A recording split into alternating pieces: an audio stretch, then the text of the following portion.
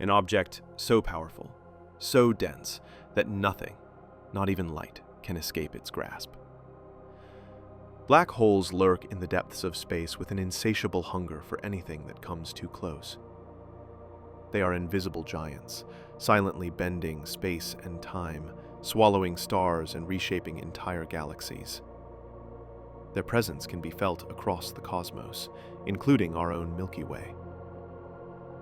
Let's journey into the heart of these cosmic monsters, exploring the different types of black holes and their strange properties with real-life examples that defy belief. From the massive black hole at our galaxy's center to the mysterious phantom black holes drifting in space. By the end, you'll see why black holes are some of the most feared and fascinating objects in the universe. The enigmatic stellar black holes, born from dying stars. Black holes have a way of capturing our imagination. They were once just theoretical predictions, but over the years, astronomers have uncovered more and more evidence that black holes are very real, and they're scattered throughout our universe. These cosmic giants form when massive stars run out of fuel and collapse under their own gravity, compressing all their matter into a single point known as a singularity. The singularity is a place of infinite density and gravity so intense that all matter is crushed into an unimaginably small space. Around this point lies the event horizon, a boundary where gravity is so strong that not even light can escape. Beyond the event horizon, scientists can only speculate on what truly happens. Some suggest that everything that falls into a black hole is compressed to a single point, crushed to an infinite density at the singularity. Others believe that black holes might be connected to wormholes that lead to other parts of the universe, or even to different universes altogether. All we know is that once something crosses that invisible line, it's beyond our reach. Once anything crosses the event horizon, whether it's a beam of light, a planet, or even a star, it's lost forever. Our best scientific theories, like Einstein's theory of relativity, explain how gravity works on a large scale and predict the formation of black holes. But when it comes to the singularity, these theories start to fall apart. At this level, our understanding of physics breaks down completely, and the usual laws of nature no longer apply. It's as if black holes exist as a kind of wall in our knowledge. Black holes come in various sizes, from stellar black holes, a few times more massive than our Sun, to supermassive black holes that weigh billions of times more. These supermassive giants sit at the heart of galaxies, shaping the lives of stars and planets around them. Black holes can feed on nearby stars and matter, growing larger and more powerful over time. Stellar black holes, though only one type in the wide spectrum of black holes, are some of the most iconic and well-studied. When a massive star, one with at least 8 times the mass of our Sun, reaches the end of its life, it undergoes a transformation that's as violent as it is final. For millions of years, these stars burn hot and bright, fusing hydrogen into helium and then into heavier elements, with a force of nuclear fusion pushing outwards against the force of gravity. But eventually, they reach a point where they can no longer sustain this fusion process. With no more fuel to burn, the outward pressure disappears, and gravity takes over completely. The core collapses inward under its own weight, and in a fraction of a second, it becomes so dense that a black hole is born, and the rest of the star is blown outward in an explosion called a supernova that can briefly outshine entire galaxies. But what's left behind is a darkness so powerful that nothing can escape it. The newly formed black hole may start small, but as it consumes nearby gas, dust, and sometimes even entire stars, it grows, becoming more massive and increasing the size of its event horizon. These stellar black holes vary in size, but they generally contain about 3 to 10 times the mass of our Sun. Even though they are relatively small compared to supermassive black holes, their gravitational pull is still powerful and far-reaching. In some cases, Stellar black holes exist alone in space, unnoticed and undetectable, without any nearby material to reveal their presence. But in other cases, a stellar black hole has a partner, a nearby star that it orbits. When a black hole and a star orbit each other, the immense gravity of the black hole can start to pull matter off the star. This material spirals inward, forming an accretion disk, a swirling, glowing ring of gas and dust that heats up to extreme temperatures as it approaches the black hole. From a distance, these systems appear as bright X-ray sources, which can be detected by telescopes here on Earth. Observing these X-rays allows scientists to study the black hole's behavior and even estimate its mass. These X-ray binaries, as they're called, are some of the best evidence we have for the existence of stellar black holes. The intense light they produce reveals details about the speed and pattern of the material spiraling inward, which in turn provides insights into the physics of the black hole itself. The intense gravity of a stellar black hole creates a gravitational well in space, bending the paths of nearby objects. A planet orbiting close to a black hole would experience strong gravitational tides, stretching and squeezing as it moved through the uneven gravitational field. If a planet ventured too close, it could be torn apart entirely, its debris spiraling into the black hole in a final, violent encounter. Fortunately, such events are rare, and most stellar black holes drift through space, far from any potential victims. In some galaxies, stellar black holes are scattered throughout the arms and disks, hidden among billions of stars. Their influence on their galactic neighborhoods may be small, but each one represents the endpoint of a massive star's life, a kind of cosmic gravestone, marking where a sun once burned bright. Stellar black holes remain largely the same size as when they formed. This makes them stable, enduring objects that can drift through space unchanged for eons, holding on to the secrets of their formation. In the vast expanse of space, some stellar black holes may even drift alone, completely undetectable. These quiet black holes pose a special challenge to astronomers, because without an accretion disk or a partner star, they don't produce any detectable radiation. They are truly invisible, their presence inferred only by their gravitational effects, or, in some cases, by the bending of light from distant stars behind them. This phenomenon, known as gravitational lensing, occurs when a black hole passes between us and a distant star, acting like a magnifying glass and distorting the star's light. By observing these distortions, scientists can sometimes infer the presence of a stellar black hole, even if it is otherwise hidden. In some cases, stellar black holes can merge with each other or with neutron stars, creating gravitational waves that ripple across space. These waves, first detected in 2015, have opened up a new way of studying the cosmos, allowing scientists to observe collisions between black holes directly. Each merger is like a seismic event in space, a brief but powerful release of energy that echoes across the universe. These mergers are rare, but when they happen, they offer a unique opportunity to learn about black hole properties, such as their mass and spin. Intermediate black holes, the missing links of the universe. Intermediate black holes, sometimes called the missing links of the cosmos, occupy a unique space in the black hole family. These black holes are neither as small as stellar black holes, nor as massive as the supermassive black holes that lie at the centers of galaxies. Instead, they sit in between, with masses ranging from hundreds to thousands of times that of our Sun. Despite their predicted existence, finding and studying intermediate black holes has proven to be incredibly challenging.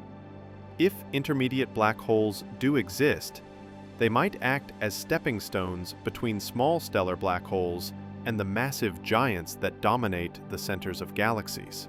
The idea is that over time, smaller black holes could merge or gather enough material to grow into intermediate sizes, which might eventually lead to the formation of supermassive black holes.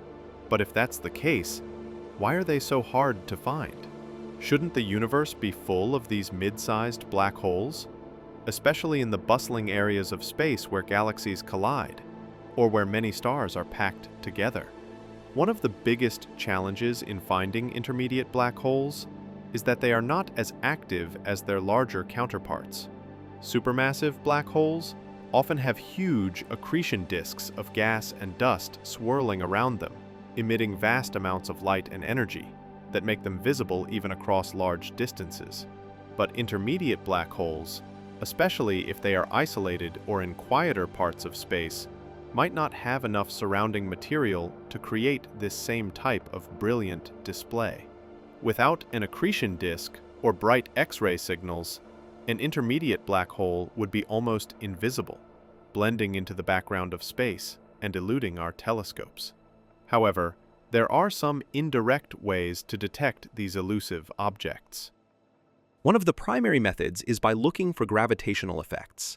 When an intermediate black hole passes near a star or a cloud of gas, its gravity can cause subtle shifts in the objects around it. Astronomers can sometimes spot these disturbances by watching for changes in the orbits of stars or the shape of gas clouds. Another method involves looking for gravitational waves that are produced when black holes merge. If a stellar black hole were to collide with an intermediate black hole, the event would create gravitational waves strong enough to be detected by observatories on Earth. These waves would offer hints about the sizes and locations of intermediate black holes, even if we can't see them directly. Despite the difficulty in detecting them, there have been a few promising candidates for intermediate black holes. One well-known case is a black hole found in the dense star cluster known as Omega Centauri, located in our own galaxy.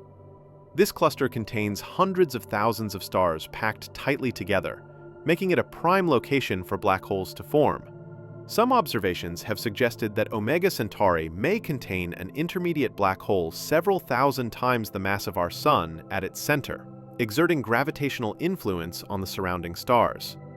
While the evidence isn't conclusive, it gives scientists hope that intermediate black holes might be lurking in other similar star clusters.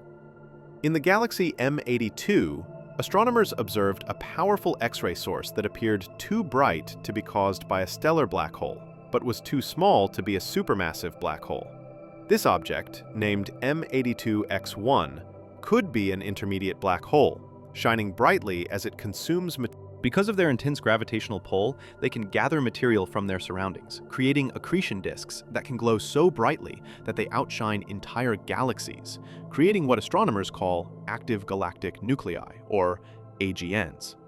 When viewed from far away, an active galaxy looks like a single bright spot, with jets of radiation streaming from its center, a sign that its supermassive black hole is actively consuming material. These jets are some of the most powerful features associated with supermassive black holes. As material falls toward the black hole and heats up, some of it is expelled in two opposite directions, forming jets that travel at nearly the speed of light. These jets can extend for thousands of light years, pushing through the surrounding galaxy and even beyond into intergalactic space. The force of these jets is so intense that it can clear out gas from large regions of the galaxy, halting star formation in those areas. In this way, supermassive black holes act as regulators of galactic growth, controlling how much gas is available for new stars and shaping the distribution of stars within the galaxy. Some theories suggest that galaxies and their central black holes grow together, influencing each other over billions of years. When a galaxy is young and filled with gas, it can produce new stars at a rapid rate. But as the central black hole grows, its jets and radiation start to heat up and blow away the surrounding gas, gradually slowing down star formation. This feedback loop could be what allows galaxies to reach a stable size, with the black hole acting as a kind of galactic thermostat, preventing runaway growth. The exact process by which supermassive black holes form is still one of the biggest mysteries in astrophysics. There are a few leading theories, but none have been fully confirmed. One idea is that these black holes grew from the merger of many smaller black holes over time, a process that could have started in the very early universe, when the first stars and galaxies were forming. Another theory is that supermassive black holes formed directly from massive clouds of gas that collapsed under their own gravity, creating a black hole from scratch without the need for a star. This second theory is particularly intriguing because it suggests that some black holes may have existed in the early universe, even before the first stars had a chance to explode and create stellar black holes. By studying the light from distant quasars, galaxies with extremely bright active nuclei, we can see supermassive black holes as they appeared billions of years ago, back when the universe was young. These quasars allow us to trace the history of black holes and galaxies, helping us understand how structures formed and evolved over time. Some quasars are so far away that the light we see from them today began its journey across the universe when the universe itself was only a fraction of its current age. Ultramassive black holes, when supermassive just isn't enough. When it comes to black holes, the word supermassive might seem like the ultimate descriptor, but in the cosmos, there are a few black holes that go beyond even that category. These rare, extraordinary entities, known as ultramassive black holes, stretch the boundaries of what we understand about mass, gravity, and the formation of cosmic structures. Ultramassive black holes are defined as black holes with masses exceeding 5 billion times that of our Sun, and in some cases, they reach 50 billion solar masses or more. The scale of these objects is almost unimaginable, and they challenge astronomers to rethink not only the upper limits of black hole mass, but also how such behemoths could form in the first place. One of the first questions that arise when considering ultramassive black holes is, how do they grow to such astonishing sizes? For black holes of this mass, the typical growth methods we know of, merging with other black holes or gradually accumulating gas from the galaxy around them, are not quite sufficient to explain their sheer size.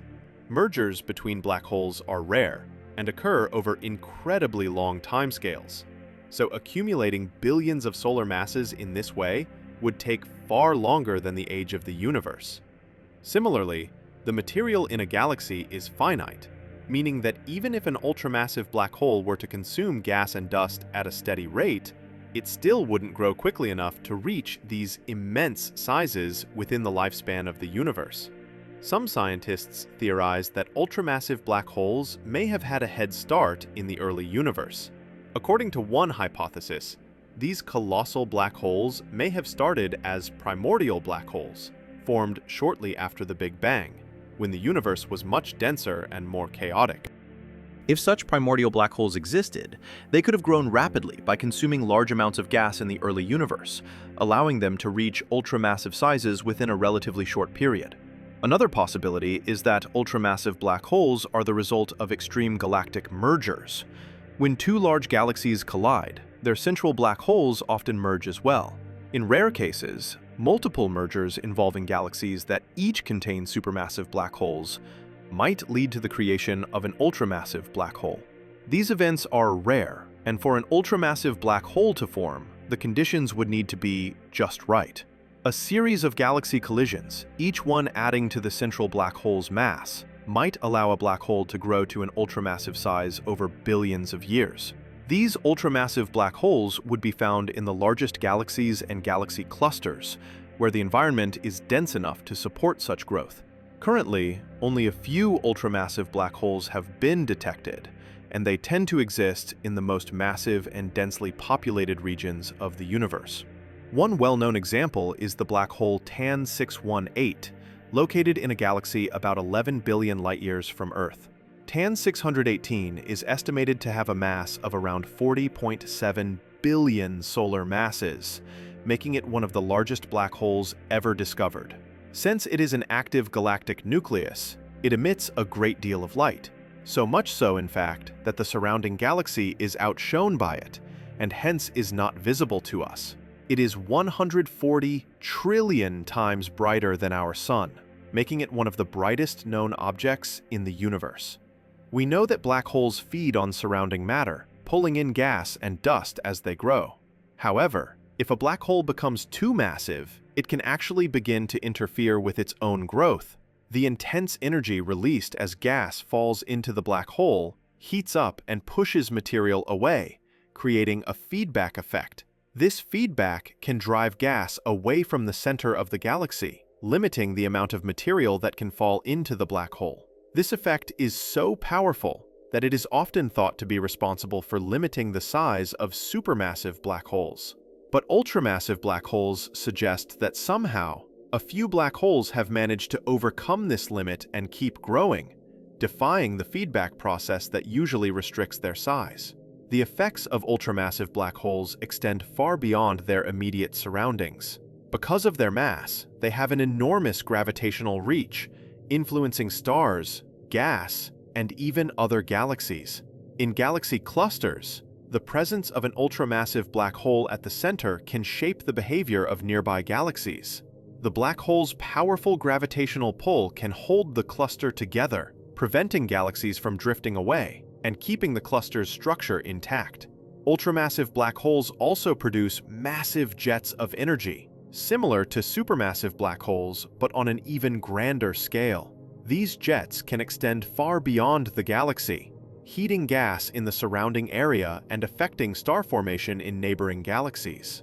In this way, ultramassive black holes act as cosmic architects, helping to shape the structure and evolution of galaxy clusters. As we develop more powerful telescopes and observatories, our ability to detect and study ultramassive black holes is expected to improve. Future missions may allow us to see these giants in greater detail, observing their interactions with surrounding galaxies and the effects of their immense gravitational fields. Primordial black holes, ghosts from the dawn of the universe. Unlike black holes that form from the collapse of massive stars, primordial black holes are believed to have formed in the earliest seconds of the universe, created directly from the extreme conditions of the early cosmos. At that time, the universe was incredibly compact, with energy and matter packed so tightly that tiny fluctuations in density could have led to areas with enough gravitational pull to collapse in on themselves, forming black holes. These hypothetical black holes, known as primordial black holes, would have been born without needing stars, existing as relics from a period long before galaxies, stars, or even atoms as we know them came into being. Primordial black holes offer a potential answer to some of the universe's biggest mysteries. One of these mysteries is the origin of dark matter. Dark matter is a form of matter that does not emit light, making it invisible and undetectable by conventional telescopes. Scientists know that dark matter exists because its gravitational influence can be seen affecting galaxies and galaxy clusters. Without dark matter, galaxies would lack the mass needed to hold their stars together, and entire galaxy clusters would lack the gravitational glue needed to bind them. But despite decades of study, scientists have yet to identify what dark matter is made of. Some scientists think primordial black holes might be a solution to the dark matter mystery. If a large number of these black holes formed in the early universe, they could be scattered throughout the cosmos, creating a network of dark objects that exert gravitational forces on visible matter. Unlike the regular matter that makes up stars, planets, and galaxies, these primordial black holes wouldn't emit any light. They would be, in effect, dark objects, matching the behavior of dark matter. If primordial black holes do exist and make up a significant portion of dark matter, it would mean that dark matter isn't made of exotic particles as many scientists have previously assumed.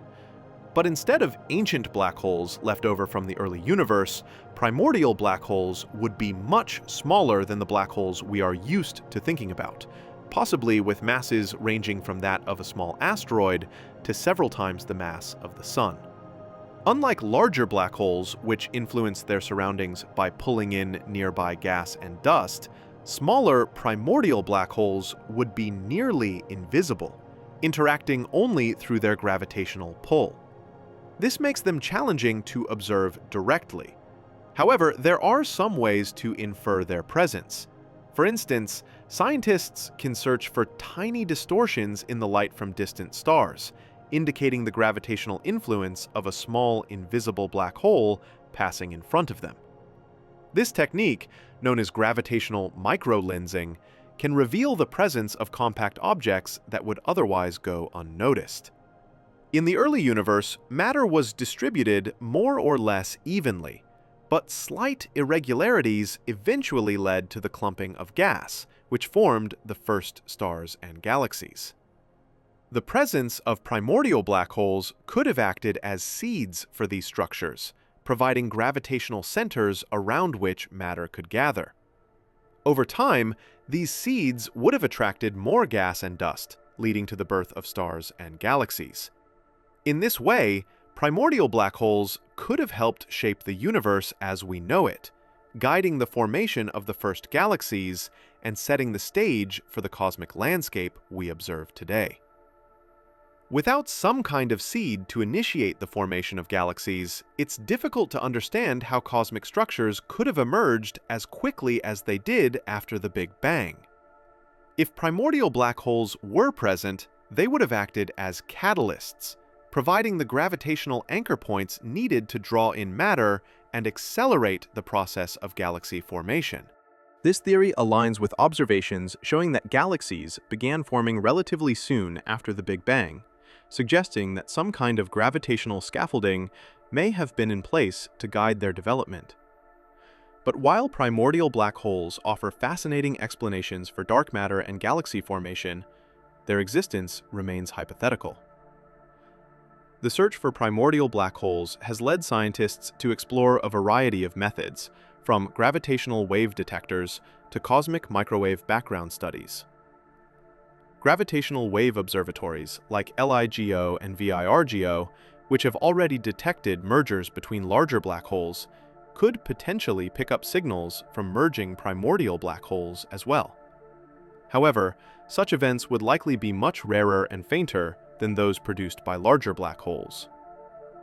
Scientists are also studying the cosmic microwave background, the faint glow of radiation left over from the Big Bang.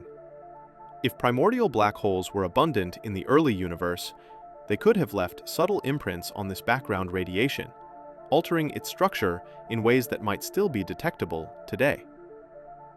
Rogue black holes, wandering dangers in the galactic void.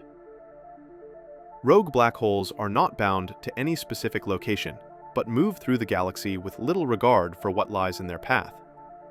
These objects, though potentially smaller in scale than their supermassive counterparts, are nevertheless capable of decimating anything that crosses their trajectory. Stars, planets, even entire solar systems could face disruption if one of these rogue black holes were to drift close enough. Rogue black holes are thought to form when a black hole gets ejected from its home galaxy or star cluster, often as a result of powerful gravitational interactions.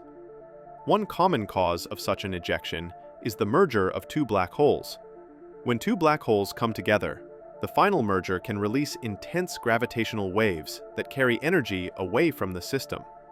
This loss of energy can send the resulting black hole hurtling in a random direction, effectively ejecting it from its original location. Another possible cause is when a black hole forms from a star that is part of a binary system. If one star collapses into a black hole while the other remains intact, the gravitational relationship between the two might break, sending the black hole on a wandering journey through space.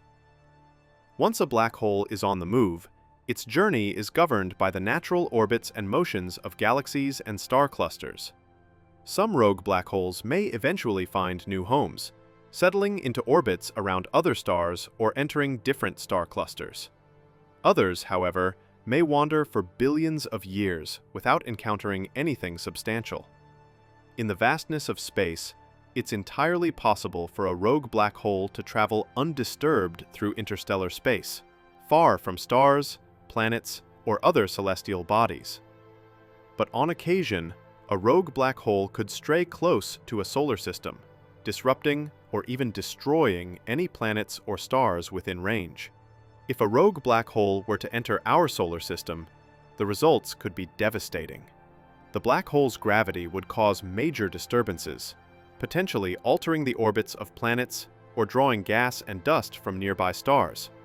For a black hole that's only a few times the mass of our Sun, such an encounter might start with distant gravitational effects, with the outer planets experiencing changes in their orbits. But as the black hole gets closer, its influence would grow stronger, and eventually it could reach a point where planets are pulled from their paths altogether, or even swallowed by the black hole. For a system like ours, a rogue black hole would be a serious threat, even if it never came close enough to Earth. The disruption to the gravitational balance would throw planets, asteroids, and other bodies into new, unpredictable paths, causing chaos on a cosmic scale. One of the most unsettling aspects of rogue black holes is their stealth. Unlike stars, which emit light, black holes are nearly invisible. They don't radiate light or other forms of electromagnetic energy, making them difficult to detect unless they interact with nearby matter. The only way we'd notice it is if it began to pull on the system with its gravity, causing stars or planets to shift in their orbits. In cases where rogue black holes are actively consuming matter, they may become detectable. As a black hole feeds on gas or dust, this material can form an accretion disk around the black hole, heating up and emitting light as it spirals inward. But in the emptiness of interstellar space, where there is often little or no material to consume, a rogue black hole could remain entirely undetectable until it comes disturbingly close. Astronomers believe there may be millions of rogue black holes scattered throughout our galaxy. But spotting them is challenging. Some methods, like gravitational microlensing, have been used to detect a few potential rogue black holes, but it requires precise alignment and timing. The vastness of space means that the chances of a rogue black hole crossing paths with a populated star system are low, but the possibility is there. Hyper-energetic quasars unleashing black hole fury across the cosmos. Quasars are among the most powerful and luminous objects in the universe. So brilliant they can outshine entire galaxies. They are born from supermassive black holes that are actively consuming enormous amounts of material. This relentless consumption fuels a process that transforms these black holes into cosmic beacons, illuminating the dark depths of space with intense energy.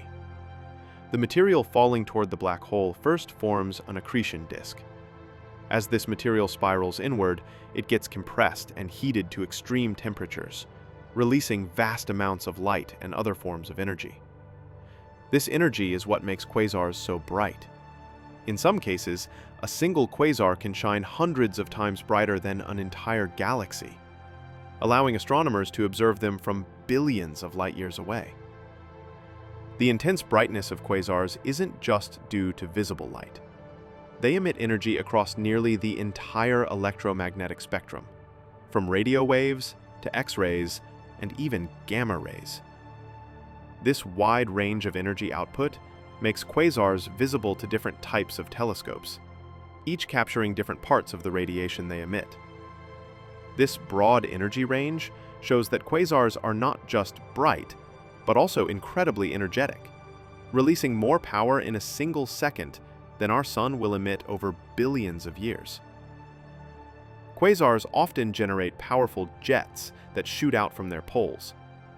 These jets are made up of charged particles accelerated to nearly the speed of light, and they can extend for hundreds of thousands, even millions of light years beyond the host galaxy. The energy carried by these jets interacts with gas, dust, and other galaxies in the surrounding region, creating shock waves and influencing the evolution of galaxies nearby. The jets can be powerful enough to push material out of the galaxy, halting star formation by removing the gas needed to form new stars.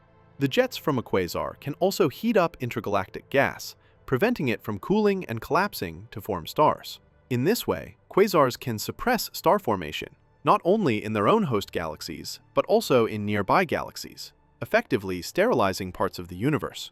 Because they are so bright, quasars can be observed across vast distances, allowing scientists to look back billions of years in time. The light we see from distant quasars began its journey long before our sun or solar system even existed, providing a direct window into the early universe.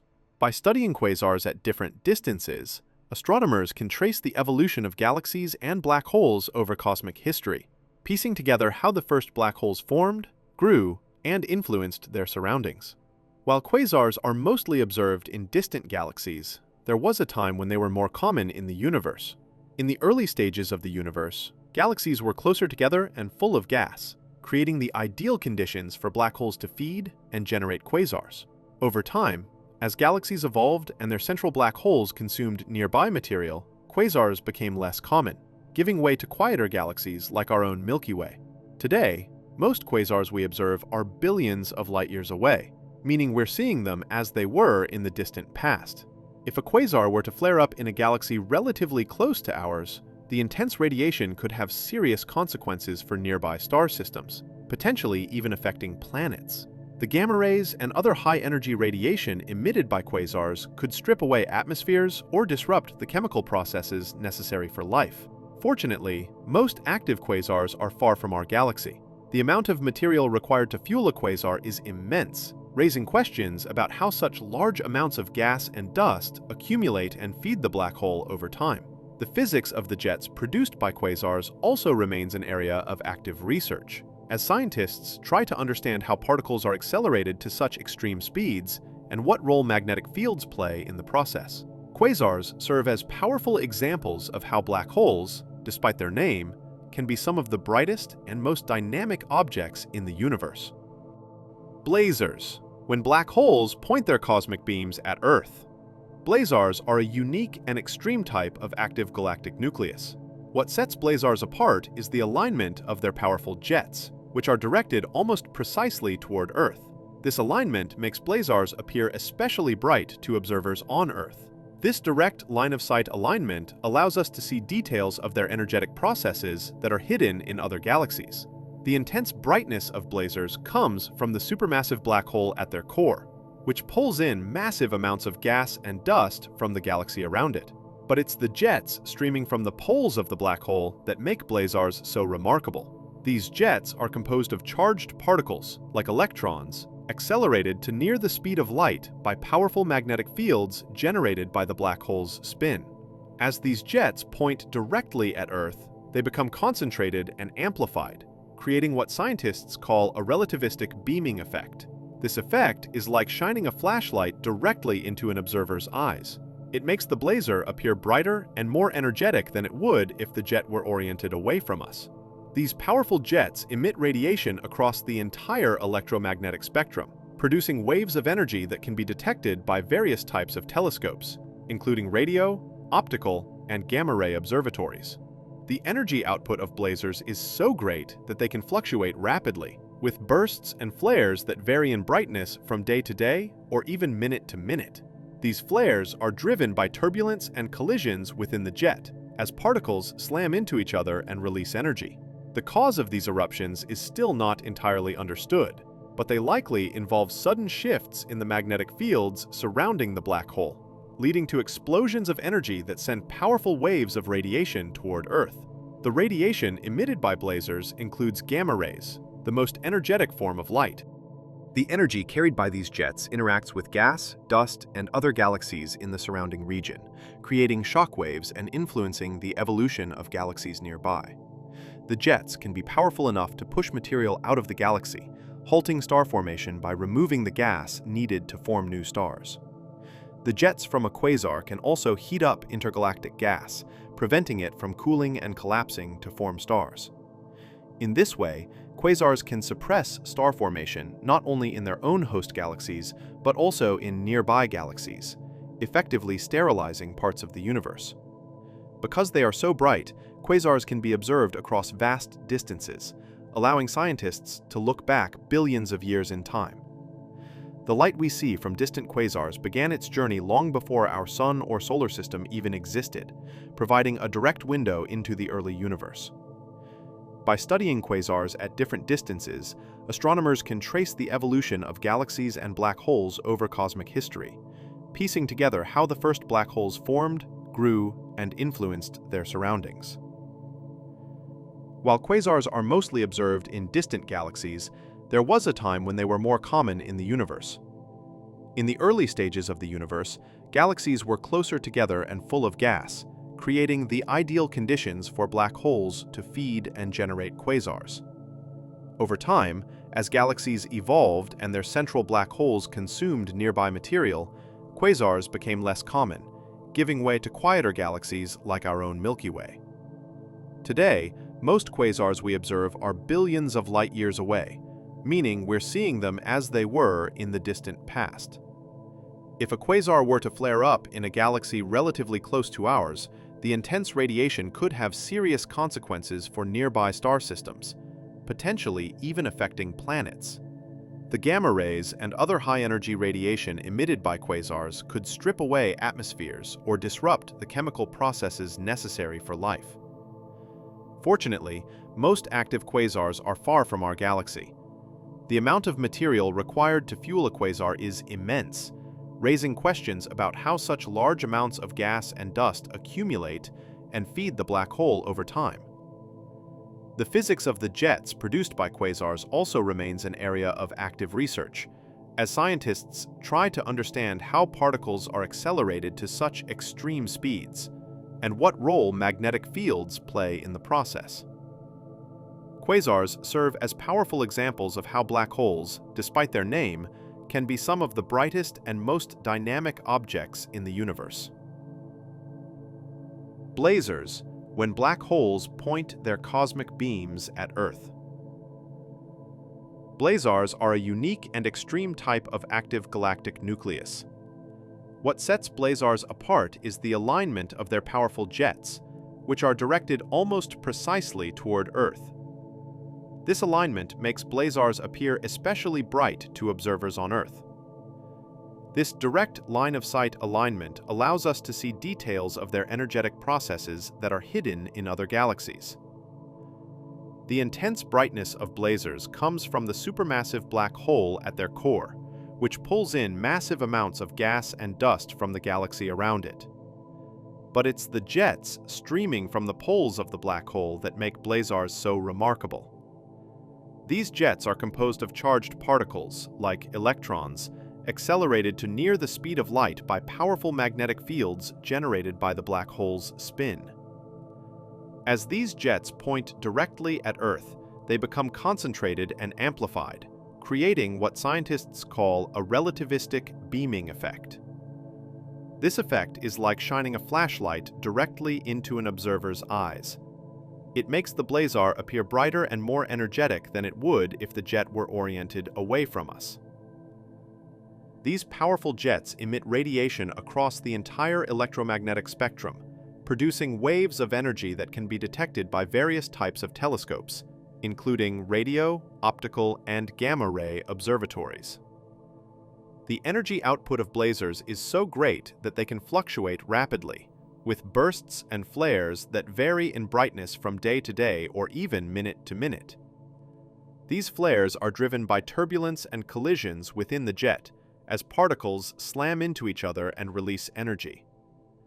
The cause of these eruptions is still not entirely understood, but they likely involve sudden shifts in the magnetic fields surrounding the black hole, leading to explosions of energy that send powerful waves of radiation toward Earth. The radiation emitted by blazars includes gamma rays, the most energetic form of light. The merging of black holes is a truly chaotic process. Surrounding material, if there is any, could be pulled in and heated up by the intense gravitational fields, potentially creating flashes of light or other electromagnetic signals that scientists could detect. However, since black holes are often found in areas with little gas or dust, these events are usually dark and invisible, except for their gravitational waves. Gravitational waves from black hole mergers have also taught us about the size and distribution of black holes in the universe. When scientists detect these waves, they can measure the mass and size of the colliding black holes, revealing patterns about how and where black holes form. Some black holes are much heavier than others, suggesting they may have already merged with other black holes in the past. In dense environments, such as star clusters, black holes could merge repeatedly, forming progressively larger black holes over time.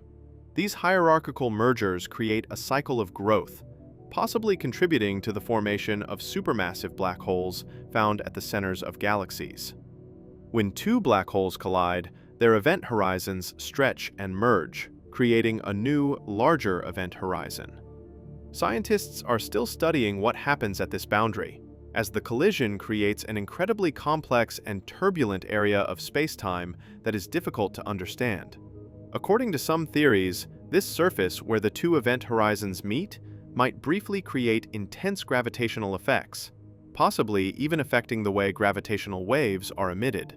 Some theories suggest that if two black holes of extreme mass were to collide, they could briefly create a naked singularity, an area where gravity becomes infinitely strong without the protection of an event horizon.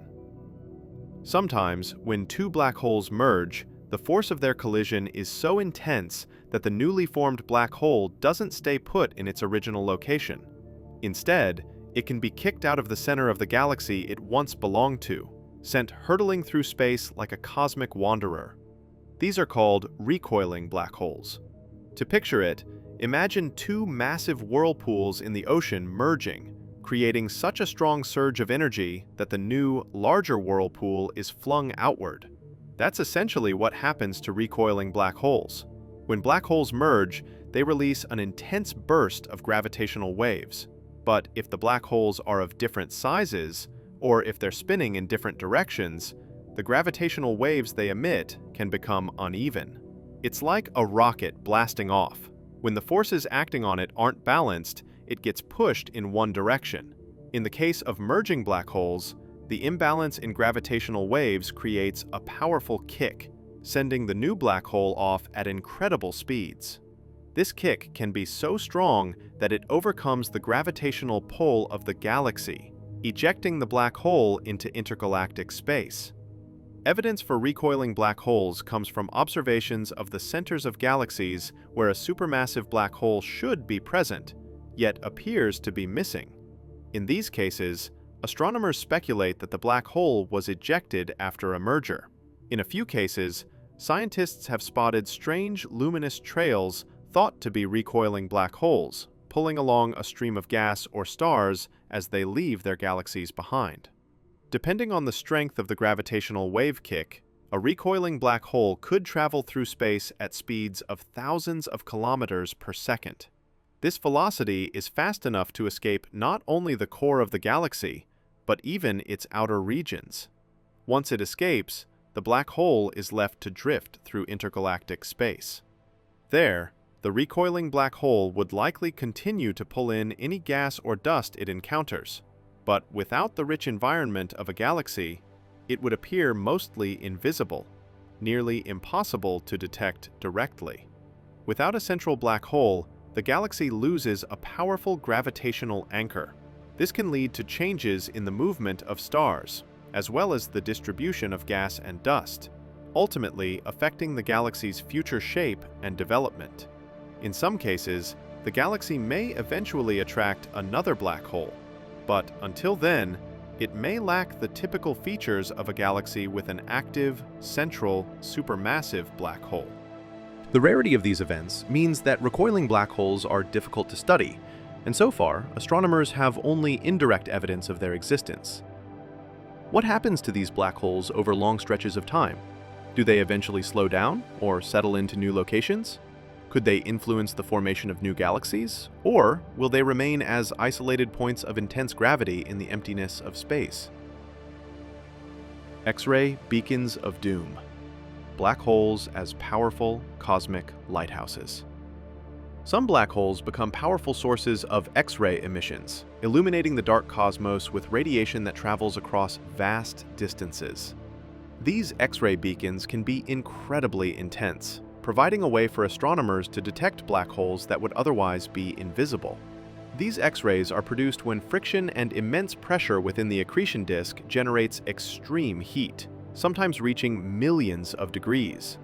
At these temperatures, the material emits X-rays, which stream outward from the black hole and into space. One of the most famous examples of a black hole X-ray source is Cygnus X1, a stellar mass black hole about 7,200 light-years from Earth in the constellation Cygnus. Cygnus X1 is locked in a gravitational dance with a nearby star, drawing gas from its companion into an accretion disk. The disk heats up and produces an intense stream of X-rays that astronomers have been observing since the 1960s. In binary systems, where a black hole and a star orbit each other, the intense X-rays can strip material away from the companion star, altering its evolution. Over time, this radiation can erode the outer layers of the star, disrupting its surface and possibly changing its fate. The star may age faster or evolve differently than it would have without the influence of the black hole's radiation, creating a strange symbiotic relationship where the black hole's presence shapes the life of its neighboring star. For any nearby planets, the intense X-rays from a black hole would be devastating. X-rays are a form of high-energy radiation, and prolonged exposure can strip away planetary atmospheres, especially if the planet orbits close to the black hole. The radiation could also interfere with any chemical processes essential to life.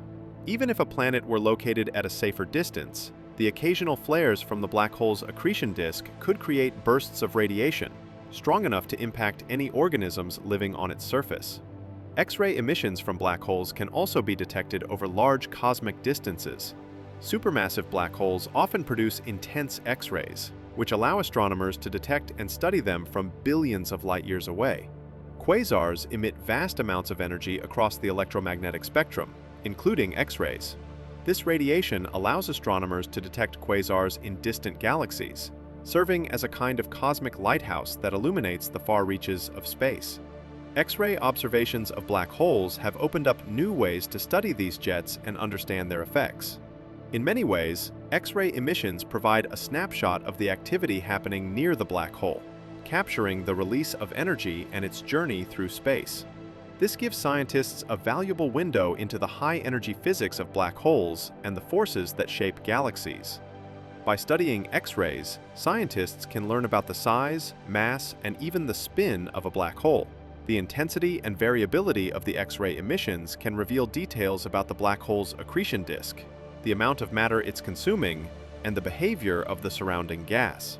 In some cases, astronomers can detect quasi-periodic oscillations, or QPOs, in the X-ray emissions, which are thought to be caused by matter orbiting close to the black hole's event horizon.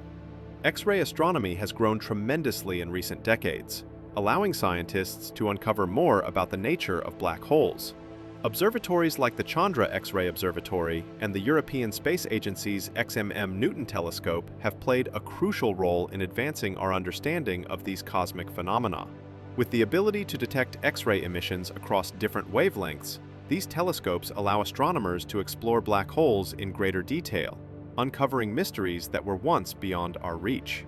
Despite the dangers associated with X-ray emissions from black holes, these signals are essential for advancing our knowledge of the universe.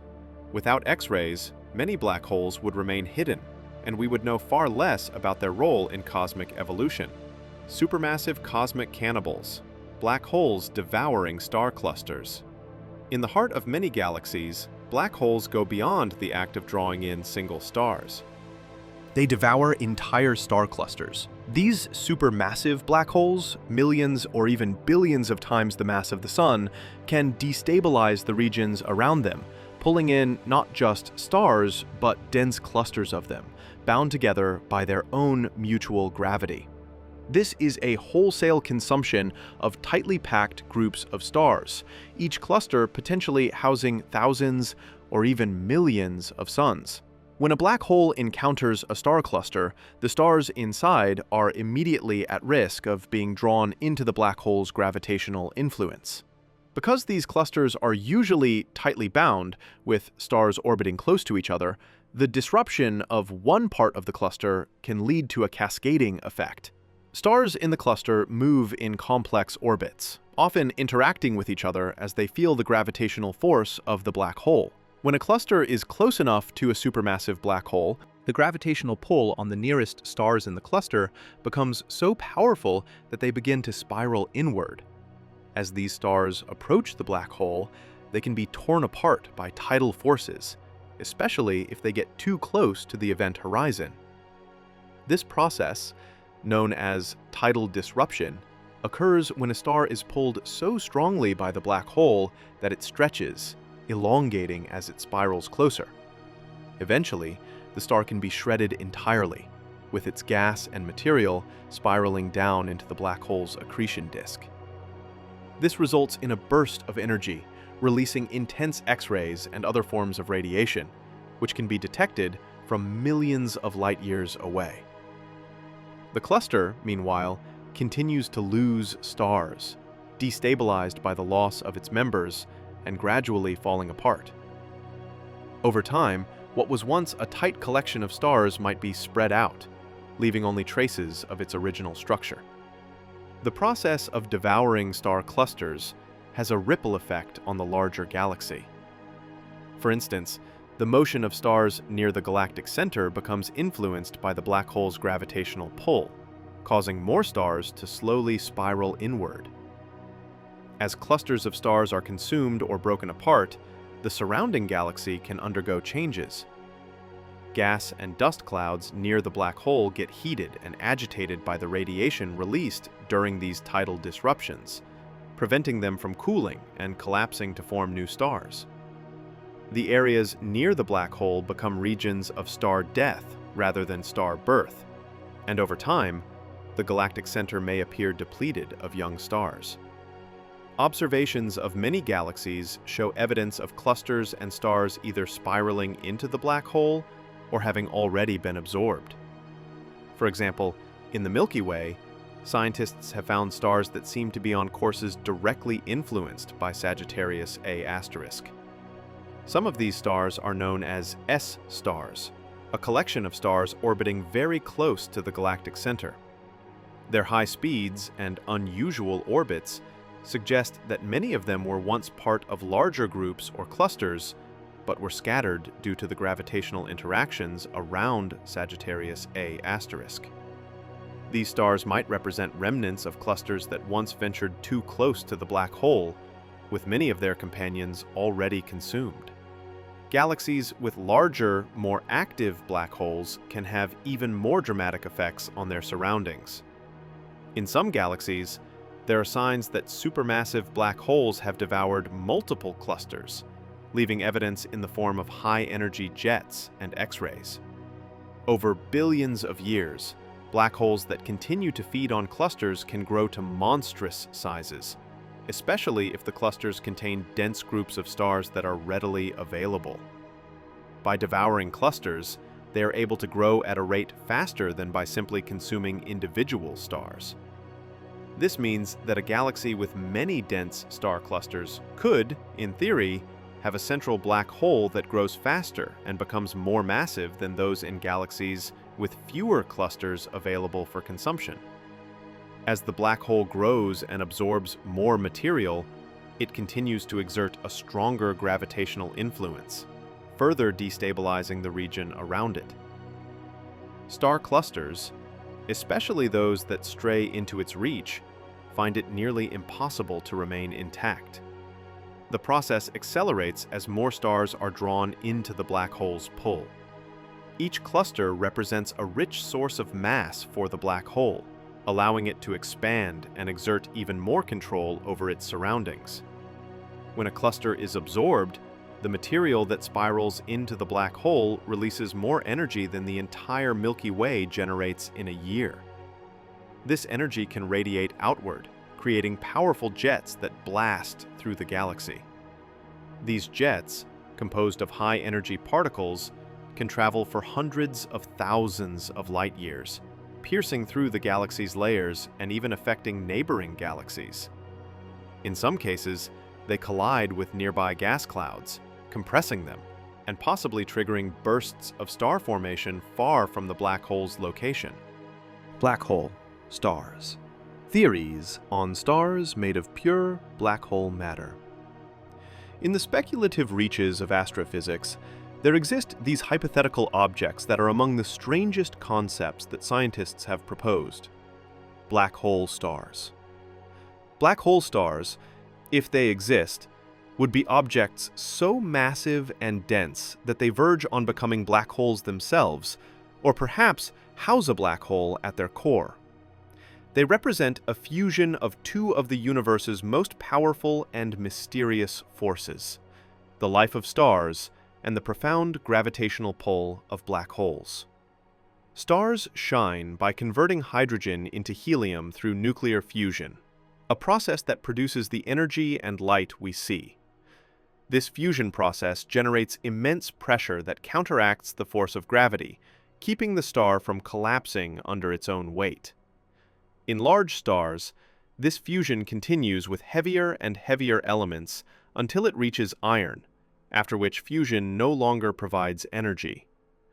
For the most massive stars, this signals the end of their stable lives, leading to a collapse, and often a violent explosion called a supernova.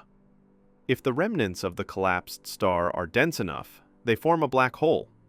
One theory, however, suggests that in the early universe, before galaxies and typical stars formed, there may have existed stars so massive that they behaved differently from anything seen today. These primordial black hole stars would have been hundreds of times larger than the largest stars we know of, containing enough mass to prevent them from collapsing immediately under their own gravity. Instead of collapsing directly into a black hole, these stars could have sustained themselves for a time, existing in a quasi-stable state where their intense gravity balanced against some form of pressure, possibly radiation or the mysterious effects associated with black hole formation. One of the ideas behind black hole stars is that they could form a kind of shell around a black hole, with the black hole itself residing at the core. In this scenario, the black hole does not instantly consume the entire star, but rather feeds on it gradually from within. As the black hole at the center pulls in material, it would generate incredible amounts of energy, potentially creating intense radiation pressure that pushes outward and stabilizes the outer layers of the star. This push-pull dynamic could, theoretically, allow the outer parts of the star to exist for a time, even as the core continues to collapse into the black hole. This balance would delay the total collapse, enabling the star to exist in a unique, almost liminal state between a star and a black hole. Another idea is that in some cases, black hole stars might form without a black hole at their core, instead reaching a state where they are on the edge of collapse, but held in check by their own massive energy output. These stars would be nearly incomprehensible in size and brightness, their gravity so powerful that they might bend light and distort the space around them. Such stars would essentially be ticking time bombs, teetering on the brink of collapse. Over time, they would lose mass through powerful stellar winds, and once they reached a certain point, they would collapse into black holes. If black hole stars did exist in the early universe, they might have been some of the first objects to collapse and form black holes. They could have served as precursors to the supermassive black holes we find at the centers of galaxies today. Since the early universe was filled with vast clouds of gas and dust, conditions were different from those we see today. Stars could have grown to immense sizes because there were not yet competing forces from other galaxies, stars, or other structures that would limit their growth. These early black hole stars, or at least the black holes they created, might have influenced the formation of galaxies. By injecting energy and gravitational pull into the cosmic fabric, these early giants could have attracted surrounding matter, helping to shape the early galaxies. The gravitational influence of such massive objects would have drawn in gas and dust, perhaps serving as seeds around which galaxies eventually formed. In the unlikely event that a black hole star did still exist somewhere in the universe today, it would be one of the most extreme objects imaginable. Such a star would emit radiation and energy on a colossal scale, with enough gravity to warp space and time around it. The regions near the star's surface would be incredibly hot, possibly glowing with intense radiation. In this way, A black hole star would resemble a small quasar, a powerful energy source fueled by a black hole, but with an entire star's worth of mass still surrounding it. In theory, studying the remnants of these black hole stars, if any still exist or left any traces, could reveal clues about the conditions of the early universe. Observing them, however, would be challenging due to their possible rarity. Some scientists are looking for ways to detect ancient black holes from the early universe, as these might offer indirect evidence that black hole stars once existed. The search involves examining the gravitational effects on surrounding space and the background radiation left over from the Big Bang, looking for any signs that could suggest the presence of such extraordinary objects. White holes, the theoretical mirror images of black holes. While black holes are regions where everything can fall in but nothing can escape, white holes would be regions where nothing could ever enter, yet matter and energy could emerge out of them. They're like cosmic one-way doors, but with the direction reversed. No information or matter can go in, but information and matter could come out. While black holes trap everything within them once it crosses the event horizon, white holes would have a sort of reverse event horizon, preventing anything from getting too close or entering. But despite the appealing idea of white holes as the cosmic counterparts to black holes, they remain entirely theoretical. No one has ever observed one, and the concept is primarily a solution that comes out of the mathematics of Einstein's theory of general relativity. The idea of white holes arose when scientists looked at the equations describing black holes and began asking questions about symmetry in the universe. According to general relativity, the equations that describe black holes can have a kind of mathematical mirror image that leads to the possibility of a white hole. If a black hole represents a place where space-time curves infinitely inward, a white hole represents space-time curving infinitely outward. In other words, if black holes are cosmic vacuums that draw in everything, white holes would be like cosmic fountains, ejecting matter and energy out into space. While these equations seem valid mathematically, they also create conditions that sound almost impossible to visualize in a physical sense. One idea about white holes is that they could theoretically exist as the endpoints of black holes. This concept comes from the idea of black hole evaporation, or Hawking radiation, which was proposed by Stephen Hawking. In his groundbreaking work, Hawking showed that black holes could emit radiation and, over very long timescales, gradually lose mass and even evaporate completely. Some scientists have speculated that if a black hole eventually loses all its mass, it could transform into a white hole. In this way, a white hole could be the final form of a black hole after it has shed all of its mass and radiation. According to this idea, the information and energy that fell into the black hole might eventually be released as a white hole. This would be a solution to what physicists call the information paradox, the puzzle of what happens to information that enters a black hole. Could a white hole be the universe's way of preserving and releasing that information? Another theory proposes that white holes could be connected to black holes through a sort of cosmic bridge, a tunnel called a wormhole. A wormhole is another hypothetical structure in space-time that has often been featured in science fiction. It's imagined as a shortcut or tunnel between two separate points in space. In the case of black holes and white holes, some physicists have speculated that they might be connected by a wormhole, allowing matter and information to flow from one part of the universe to another through this tunnel. In this model, the black hole would act as the entrance, drawing matter in, while the white hole would act as the exit, spewing that matter out into a different location in space or time. While wormholes are theoretically possible within the framework of general relativity, they would require forms of exotic matter to keep them stable. Exotic matter is a type of hypothetical material with negative energy or negative mass, which hasn't been observed in the universe. This makes wormholes, and by extension any direct link between black holes and white holes, a theoretical concept. White holes, as hypothetical objects, raise a lot of questions. For example, if a white hole can't let anything enter it, what happens to the matter and energy it might release? Would it drift off into the universe in a specific direction?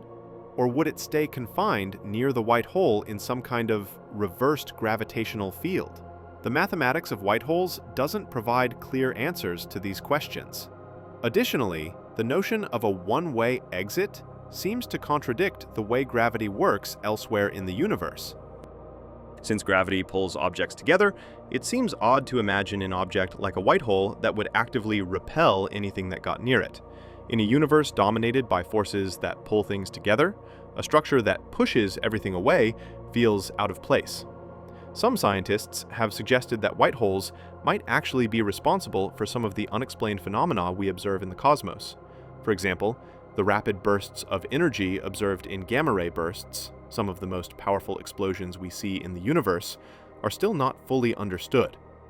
A small number of physicists have proposed that these events could be white holes briefly switching on and releasing a surge of energy before quickly disappearing again. According to this theory, a white hole might form for a fraction of a second, emit a powerful burst of energy, and then collapse or reclose. Some have even wondered if white holes could explain the origin of our universe itself. The Big Bang, which created the universe as we know it, was an event of enormous energy release from a single point. While the Big Bang isn't a white hole in the traditional sense, some scientists have toyed with the idea that it might resemble a white hole in the way it expels matter and energy outward. In this view, what we experience as space expanding could be the effect of a white hole ejecting all matter and energy into existence. Quantum mechanical black holes. Exploring the possibility of micro-monsters. When we think of black holes, we picture enormous objects formed by collapsing stars or found at the centers of galaxies, their gravitational pull so intense that they shape whole regions of space. But some scientists believe black holes might exist on a much smaller scale, at the level of particles, where they could be as tiny as atoms. These hypothetical quantum mechanical black holes, or micro black holes, would form through different processes than their larger counterparts. And though they're invisible to the eye, they might hold secrets that could change our understanding of physics. In quantum mechanics, particles and energy can behave unpredictably, appearing and disappearing, or even existing in multiple places at once. Some scientists think that under the right conditions, this unpredictability could lead to the formation of tiny black holes, especially at extremely high energies from intense particle collisions, or perhaps even the extreme conditions of the early universe right after the Big Bang. The Large Hadron Collider, or LHC, the world's most powerful particle accelerator, has been at the center of many discussions about quantum mechanical black holes. When it smashes particles together at near-light speeds, it creates a burst of energy that mimics conditions thought to have existed just after the Big Bang. Some scientists hoped that these high-energy collisions might produce tiny black holes, revealing clues about how the universe looked in its first moments.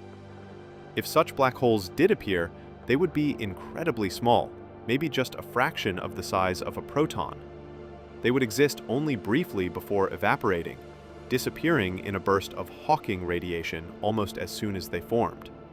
For large black holes, this process is incredibly slow.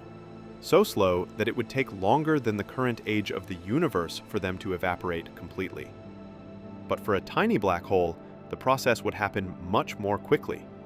A micro black hole might only last for a fraction of a second before vanishing in a flash of radiation, taking any trace of its existence with it. One possibility that these tiny black holes might point to is the existence of extra dimensions beyond the three we know. Some theories, like string theory, suggest that there might be hidden dimensions of space that we can't directly observe. These extra dimensions could help explain the existence of micro black holes, as their formation might depend on the way gravity works in these unseen dimensions. If we ever detect a micro black hole, it could be a signal that the universe has more dimensions than we currently understand, opening up a new frontier in physics. Quantum mechanical black holes might also help us solve one of the biggest mysteries in science, the unification of gravity and quantum mechanics. Right now, we have two major theories that explain how the universe works. Einstein's theory of general relativity describes gravity and works well for large objects, like planets and stars. Quantum mechanics, meanwhile, explains the behavior of particles at the smallest scales. But when we try to combine these two theories, they clash. Black holes might be the key to bridging this gap. A micro-black hole would be a tiny object with incredibly strong gravity, merging the worlds of quantum mechanics and general relativity in a way we've never seen. Studying these quantum black holes could help us find a single, unified theory that explains everything from the largest galaxies to the smallest particles. Some scientists believe that these tiny black holes wouldn't be dangerous to us, as they would evaporate so quickly that they'd barely interact with their surroundings. But others wonder if, under certain conditions, a micro-black hole could stick around for longer than expected. In that case, it might start pulling in particles from its surroundings, growing bit by bit. If one of these black holes somehow grew large enough, it could eventually reach a point where it acted like a traditional black hole, with an event horizon and an inescapable gravitational pull. Although the chances of this happening are thought to be very low. In our everyday world, where matter is spread out and particles are tiny, a micro-black hole would struggle to grow, even if it had an extended lifespan. However, this possibility has captured the imagination of scientists and the public alike, sparking imaginations about micro-monsters that could one day roam free from the quantum world. In our familiar world, time moves at a constant rate. Seconds tick by with comforting regularity, an even rhythm marking the steady passage of time. Yet near a black hole, this rhythm becomes warped and twisted. The intense gravity of these cosmic giants has the power to stretch and slow time itself, creating a surreal experience for anything or anyone approaching the black hole. This strange effect is called time dilation, a consequence of Albert Einstein's theory of relativity, which tells us that time doesn't flow at the same rate everywhere. It can be altered by both gravity and speed. As an object approaches a black hole, it begins to feel the effects of time dilation. Let's imagine an astronaut on a journey toward a black hole, while a second astronaut watches from a safe distance, far enough away that they don't feel the black hole's gravity as intensely. As the first astronaut moves closer to the black hole, the strong gravitational field begins to slow down time relative to the distant observer. To the second astronaut watching from a distance, it would seem as if the first astronaut were moving in slow motion. Every movement, every gesture would appear stretched out, almost frozen. But for the astronaut moving toward the black hole, time would feel completely normal. They would experience no change in their perception of time passing. They'd still think and move at their usual pace, unaware of the slow motion effect seen by the observer. This phenomenon grows more extreme the closer the astronaut gets to the event horizon.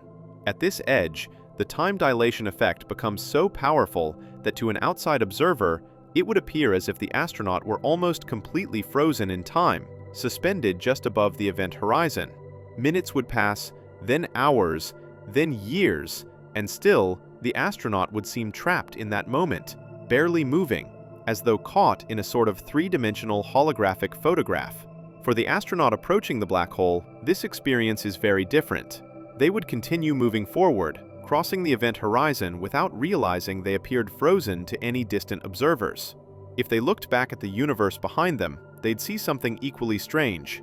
All of the light from the stars, galaxies, and even the distant planets would appear to be speeding up, as if the rest of the universe were racing forward in time. This is the effect of gravitational time dilation in reverse. While those far from the black hole see the astronaut slowing down, the astronaut experiences the universe speeding up. Everything outside the black hole's influence would seem to accelerate, racing through epochs, with stars appearing to age and die in mere moments. This time dilation effect near a black hole can be so extreme that theoretically, an observer falling into a massive enough black hole might watch the entire future of the universe unfold in a matter of seconds, seeing the rise and fall of galaxies, the birth and death of stars, and perhaps even the end of time itself. This eerie experience at the event horizon represents a point where the laws of physics as we know them start to break down, where space and time blur into something unrecognizable. The astronaut's fate past the event horizon remains a mystery, hidden from view by the very nature of the black hole itself. Another part of this effect is the way black holes curve space itself. In everyday life, we live in what seems like a flat, three-dimensional world, where the shortest distance between 2 points is a straight line. But near a black hole, space becomes curved to the point where that straight line warps and twists. If we imagine space as a flat, rubber sheet, a black hole would be like a heavy weight pressing down on the sheet, creating a deep, funnel-like indentation. Anything moving close to this indentation would be pulled toward it, forced to follow the curved paths created by the gravity of the black hole. For an object moving through this curved space, the experience is unsettlingly strange. It wouldn't feel as if it were being pulled along a curved path, but rather that the very fabric of space itself was bending beneath it, drawing it closer to the black hole's core. Even light, which usually travels in straight lines, is forced to bend and warp in the presence of this immense gravity. This is why black holes appear so dark. Light can't escape the event horizon, and any light emitted from an object near the black hole is either pulled inward or stretched to the point of invisibility. The closer light gets to the black hole, the more it loses its energy, becoming redder and fainter. To a distant observer, this creates a phenomenon called gravitational redshift. Light coming from the astronaut falling into the black hole would appear increasingly red and dim as they neared the event horizon, until it faded from view altogether, leaving the astronaut's image to disappear into the darkness. The edge of a black hole's event horizon isn't just a physical boundary, it's a boundary in our understanding. The way black holes manipulate time and space, seemingly defying the usual rules, hints at a hidden layer of physics that we have yet to uncover. Some scientists believe that studying black holes could eventually lead us to a theory of everything, a single framework that explains both the smallest particles and the largest cosmic structures. Spaghettification. The gruesome fate of objects near a black hole. Spaghettification is the stretching and elongating of an object as it approaches a black hole's event horizon. Anything that gets close enough, whether it's a star, a planet, or a person, will face this fate if it drifts too far into the gravitational grip of a black hole. On our planet, gravity pulls everything downwards, keeping us grounded to the surface. But this force is relatively weak compared to what happens near a black hole. The closer you get to a black hole, the more intense the gravitational pull becomes. And because black holes are so incredibly dense, with all their mass concentrated in a tiny space, their gravitational field intensifies at a rate that far exceeds anything we experience on Earth. For an object approaching a black hole, the difference in gravitational pull from one end of the object to the other becomes enormous. Imagine an astronaut drifting toward a black hole feet first. The gravitational force pulling on the astronaut's feet would be significantly stronger than the force pulling on their head, simply because their feet are closer to the black hole. This difference in force is known as a tidal force. With the feet being pulled far more intensely than the head, the astronaut's body would start to stretch, elongating like a piece of spaghetti. The closer they get to the black hole, the stronger this effect becomes, until the entire body is stretched into a thin, elongated shape. As the tidal forces increase, the spaghettification process doesn't just stretch the object, it also compresses it horizontally, making it narrower and narrower while it gets longer and longer. Essentially, the object becomes a thin line, pulled toward the black hole in an almost stream-like fashion. Eventually, these forces become so extreme that they can overcome the atomic bonds holding the object together. At this point, the astronaut, or any object, would be torn apart completely, disintegrated into atoms that continue their descent toward the event horizon. For a human observer, this process would be unimaginably painful and frightening. But interestingly, the victim wouldn't necessarily be able to feel the spaghettification at first, especially if they were falling into a massive black hole. Larger black holes have event horizons far from their central singularities, meaning that the tidal forces near the event horizon aren't quite as extreme. This would allow the person to cross the event horizon without immediate disintegration. It's only as they move closer to the singularity, the point at the very center of the black hole, where the tidal forces reach their peak, pulling the object apart, atom by atom. In smaller black holes, however, the story is different. These black holes have more intense tidal forces closer to their event horizons, meaning that any object nearing this boundary would begin experiencing spaghettification well before crossing into the black hole. In these cases, spaghettification becomes unavoidable right outside the event horizon. Anything that gets too close is rapidly pulled into the elongated shape and disintegrated before even reaching the point of no return. It's not just hypothetical astronauts who would experience this fate.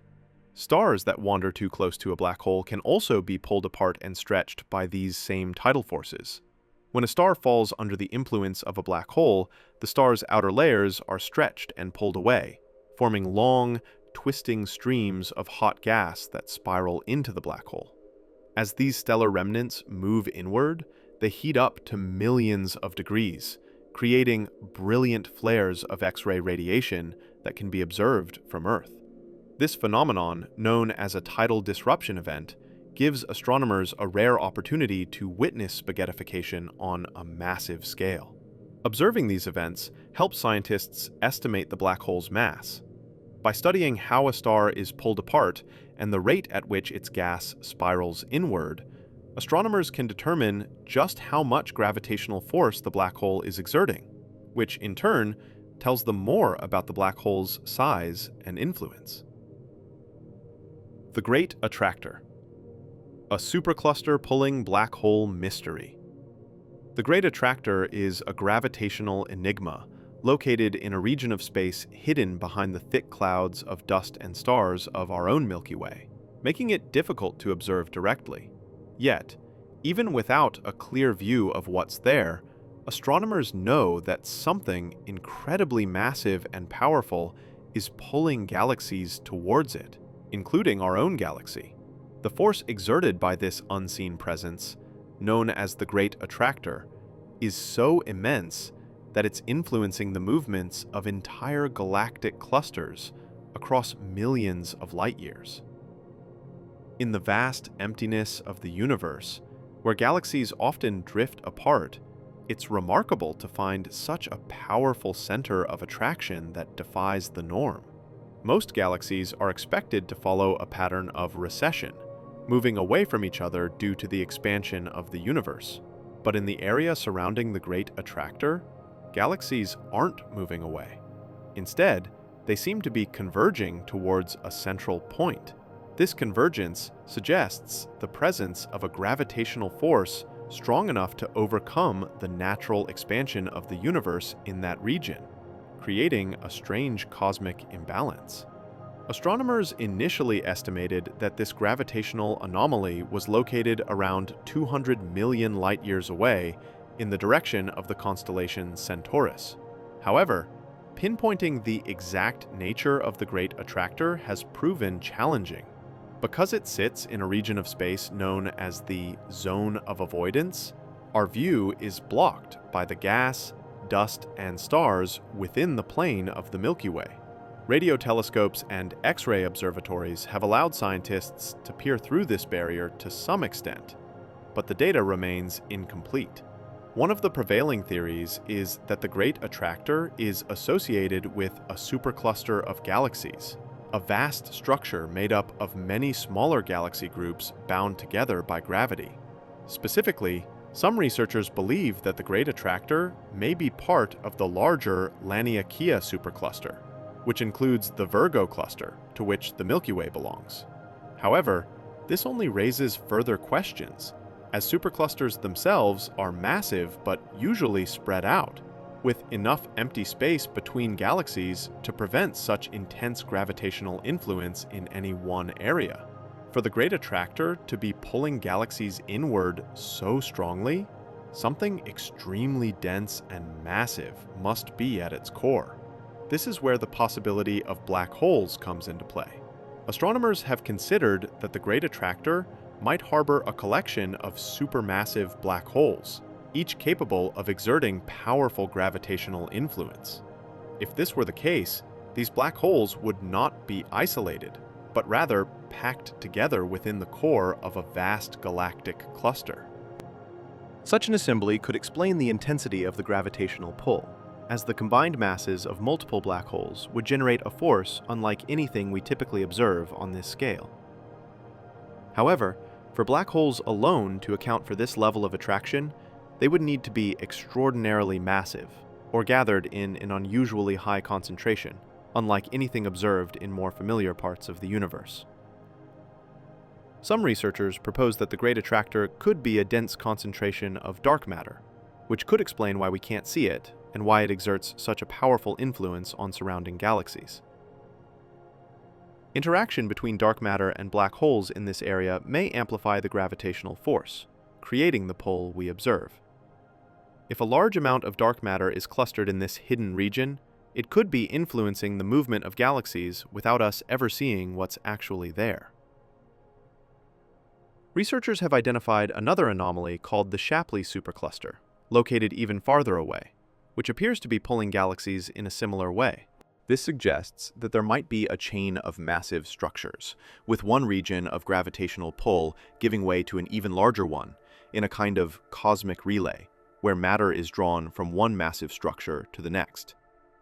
If black holes do contribute to the Great Attractor's mass, they might represent the endpoints of countless galaxies and star clusters that have been consumed over billions of years.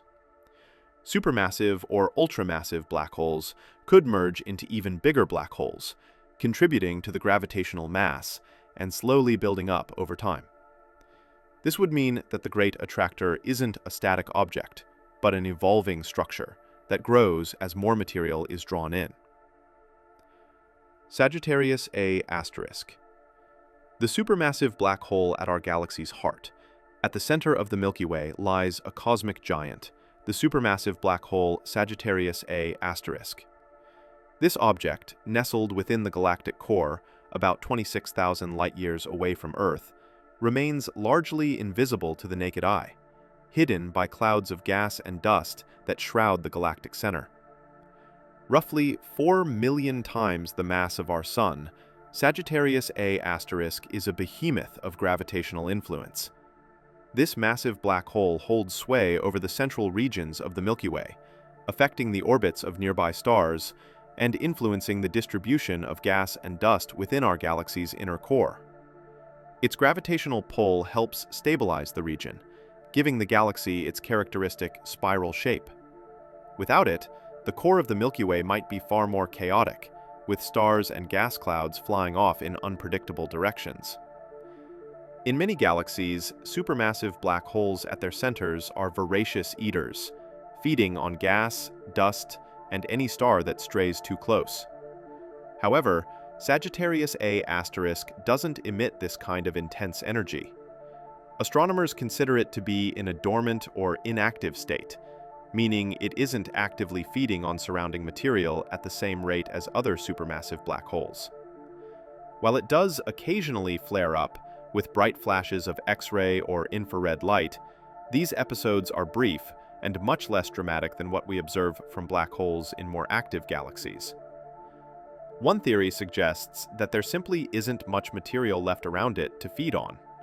Over time, Sagittarius A* may have consumed or ejected much of the nearby gas and dust, leaving it with a sparse environment in which to operate.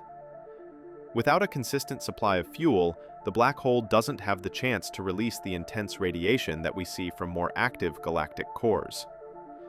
Occasionally, however, a passing cloud of gas or a star that drifts too close might be pulled in, causing a brief period of activity.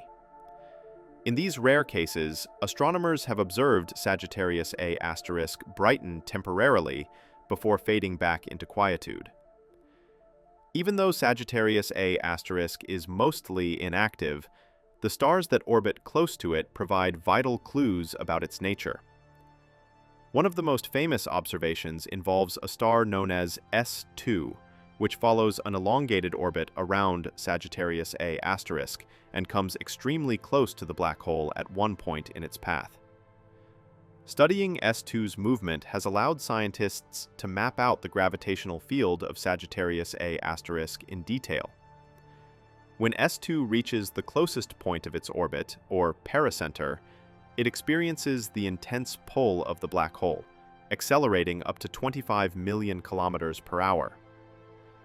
Magnetic fields are common in space, but around black holes they can twist and contort in unusual ways. Astronomers have noticed that the magnetic field near Sagittarius A* appears to change direction frequently, which may be linked to the movement of hot gas and the black hole's spin.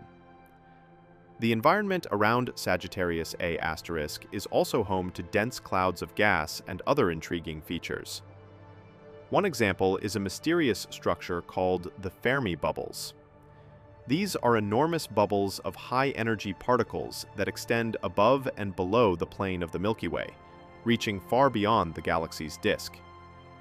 Some scientists believe these bubbles might be linked to past activity of Sagittarius A*, possibly from a period when it was more active and expelled jets of material into space. If this theory is correct, then the Fermi bubbles serve as a sort of fossilized record, preserving evidence of a time when Sagittarius A* might have been more like the active black holes we see in other galaxies today. Though Sagittarius A* is currently calm, it's possible that it could become active again if a sufficient amount of material finds its way to the galactic center. Whether it's a massive gas cloud or a cluster of stars that strays too close, an encounter with Sagittarius A* could trigger a dramatic feeding event, temporarily lighting up the core of the Milky Way with bursts of energy. For now, however, it remains a mostly silent giant, holding the galaxy together in its gravitational embrace. The peculiar case of GRS 1915 plus 105, the largest stellar black hole in our galaxy. Among the stellar black holes known in our galaxy, GRS 1915 plus 105 stands out as one of the most massive stellar black holes in the Milky Way, with a mass estimated to be between 10 and 14 times that of our Sun. Located about 28,000 light-years from Earth in the constellation Aquila, GRS 1915 plus 105, or V1487 Aquilae as it's also called, is not just notable for its size, it's remarkable for its unpredictable behavior and violent activity. This black hole, which is part of a binary system, has intrigued astronomers for years because of its unusual outbursts and fluctuations. Unlike many black holes that experience periods of calm, punctuated by occasional bursts of activity, V1487 Aquilae seems to be constantly teetering on the edge of a cosmic tantrum. Its emissions are erratic and powerful, producing X-ray outbursts that can be thousands of times brighter than our Sun. These emissions are not only intense, but are also incredibly varied. Sometimes they flare up in a matter of seconds, while at other times the outbursts last for minutes or even hours. This volatility has earned V1487 Aquilae a reputation as one of the most unpredictable black holes ever studied. The source of this activity lies in the black hole's feeding habits, which are unlike those of most other black holes. V1487 Aquilae has a companion star from which it draws matter, siphoning gas away through gravitational forces. In many black holes, the accretion disk is relatively stable, allowing material to gradually flow into the black hole. But in the case of V1487 Aquilae, this disk is highly unstable. The material in the disk accumulates and then releases in powerful bursts, leading to the frequent and erratic flares. Astronomers believe that these irregular bursts are due to a process known as the Eddington limit, which is a balance between the gravitational pull of the black hole and the outward pressure created by intense radiation. When too much material builds up in the accretion disk, the pressure from radiation pushes back against the gravitational pull, temporarily halting the inflow of matter. This causes the material to pile up, only to crash inward in a powerful wave when the pressure eases. This back-and-forth process creates a cyclical pattern of buildup and release, resulting in the explosive X-ray outbursts that make the black hole so unique. The energetic outbursts from V1487 also create spectacular jets of matter that shoot out from the black hole's poles. These jets, known as relativistic jets, travel at nearly the speed of light and extend out thousands of kilometers into space. Scientists believe that the intense magnetic fields around the accretion disk are responsible for launching these particles at such high speeds, ejecting them into space in narrow beams. Much like its X-ray emissions, the jets are highly erratic, flickering on and off and changing in intensity. In fact, astronomers have classified V1487 Aquila activity into several different modes, each representing a different combination of disk behavior, X-ray emission, and jet production. Some modes produce powerful, steady jets, while others generate weaker, sporadic ones. Black holes can spin at various speeds, depending on how much angular momentum they have acquired over their lifetimes. For V1487, the spin is exceptionally high, close to the maximum possible rate for a black hole. This rapid rotation affects everything around it, from the shape of the event horizon to the dynamics of the accretion disk. In particular, the high spin rate likely enhances the power of the jets, allowing them to reach relativistic speeds.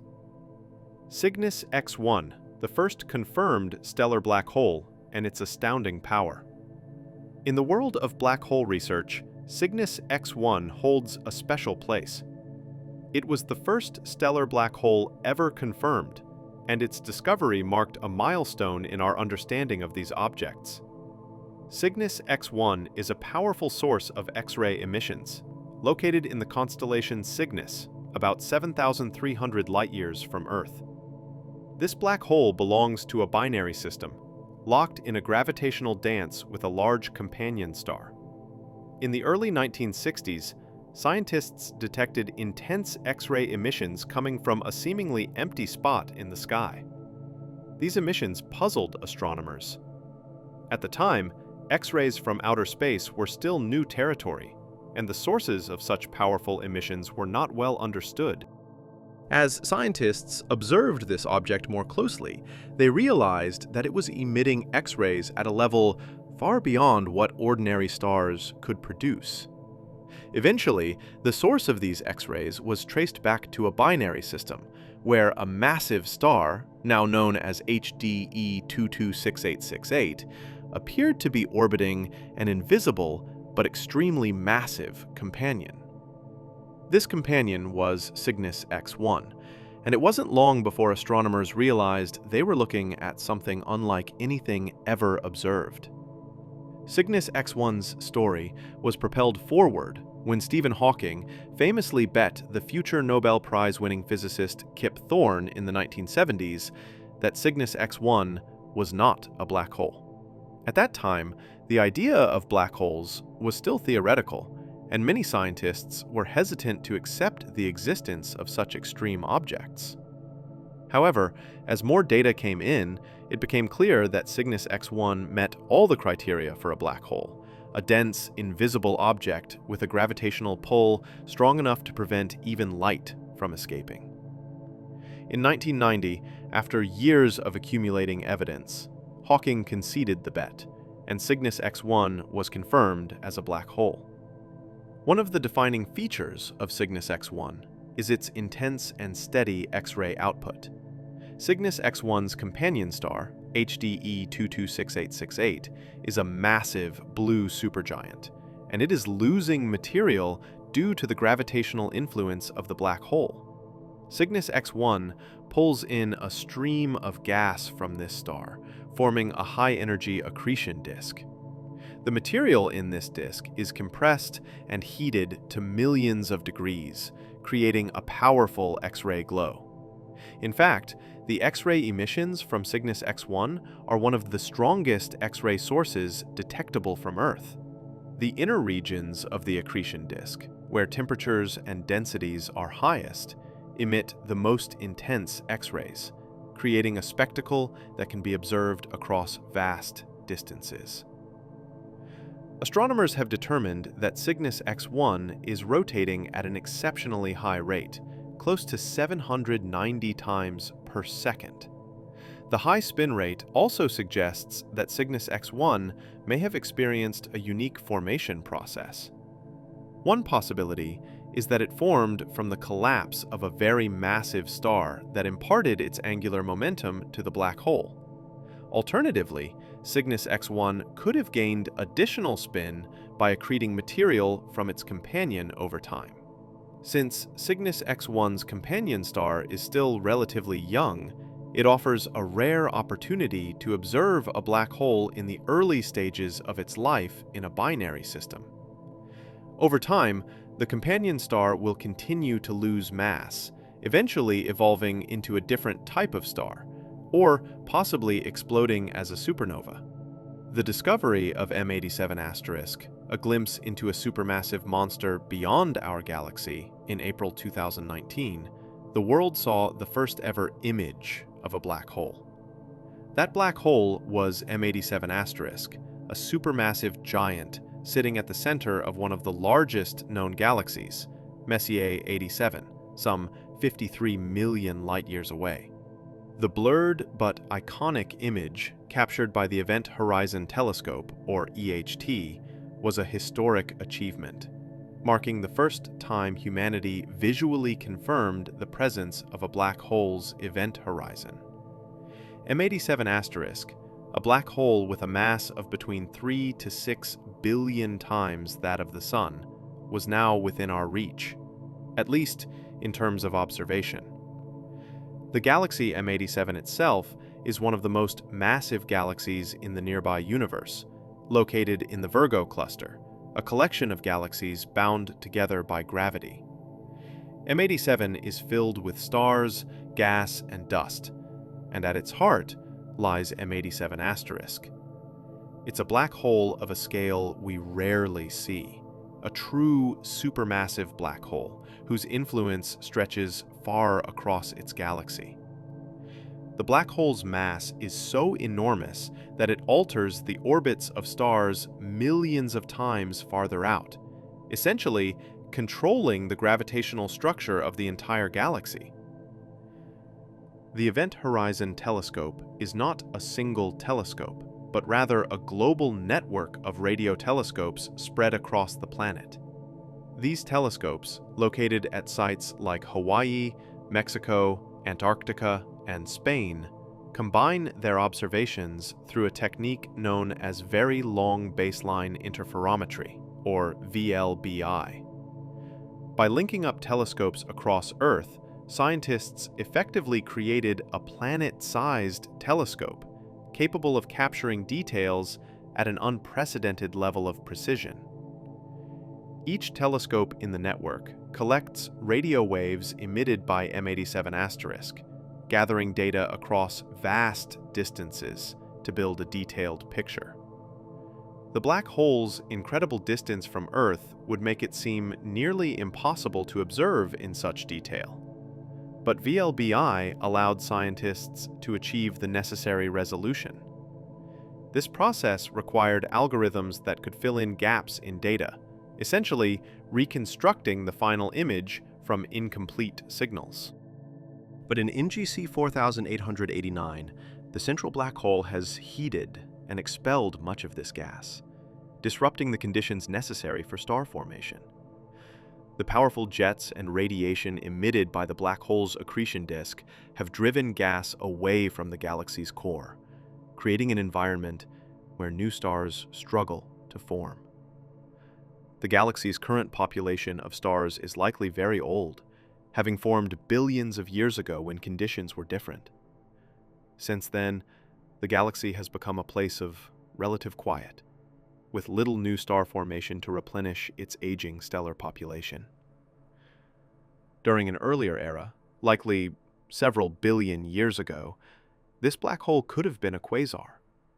Quasars are among the brightest objects in the universe, and if NGC 4889's black hole was once a quasar, it would have emitted such powerful radiation that it would have shaped not only the structure of its own galaxy, but also potentially impacted nearby galaxies in the Coma cluster. Over time, however, the black hole's activity may have slowed as it exhausted the available gas supply, settling into a quieter phase where it no longer shines as brightly. Without enough cool gas to fuel new star formation, NGC 4889 has evolved into a galaxy where old stars dominate, forming a stable but inactive stellar population. In this way, the black hole's hunger for material has shaped the very nature of the galaxy, creating a sort of cosmic desert where new stars rarely emerge. One intriguing question that astronomers are still investigating is whether NGC 4889's black hole is still growing. Although it's no longer as active as it might have been during its quasar phase, there's a possibility that the black hole continues to draw in small amounts of gas and other material. As it does, it may release occasional bursts of energy. These sporadic emissions could reveal clues about the black hole's current state, providing a glimpse into the mechanisms that drive its activity. Quantum entanglement at the event horizon, a new frontier of study. Quantum entanglement is a fascinating property in quantum mechanics, where two particles become so deeply connected that the state of one instantly affects the state of the other, no matter how far apart they are. This connection is so immediate that it appears to happen faster than the speed of light, something Einstein famously called spooky action at a distance. Entanglement is one of the core principles of quantum mechanics.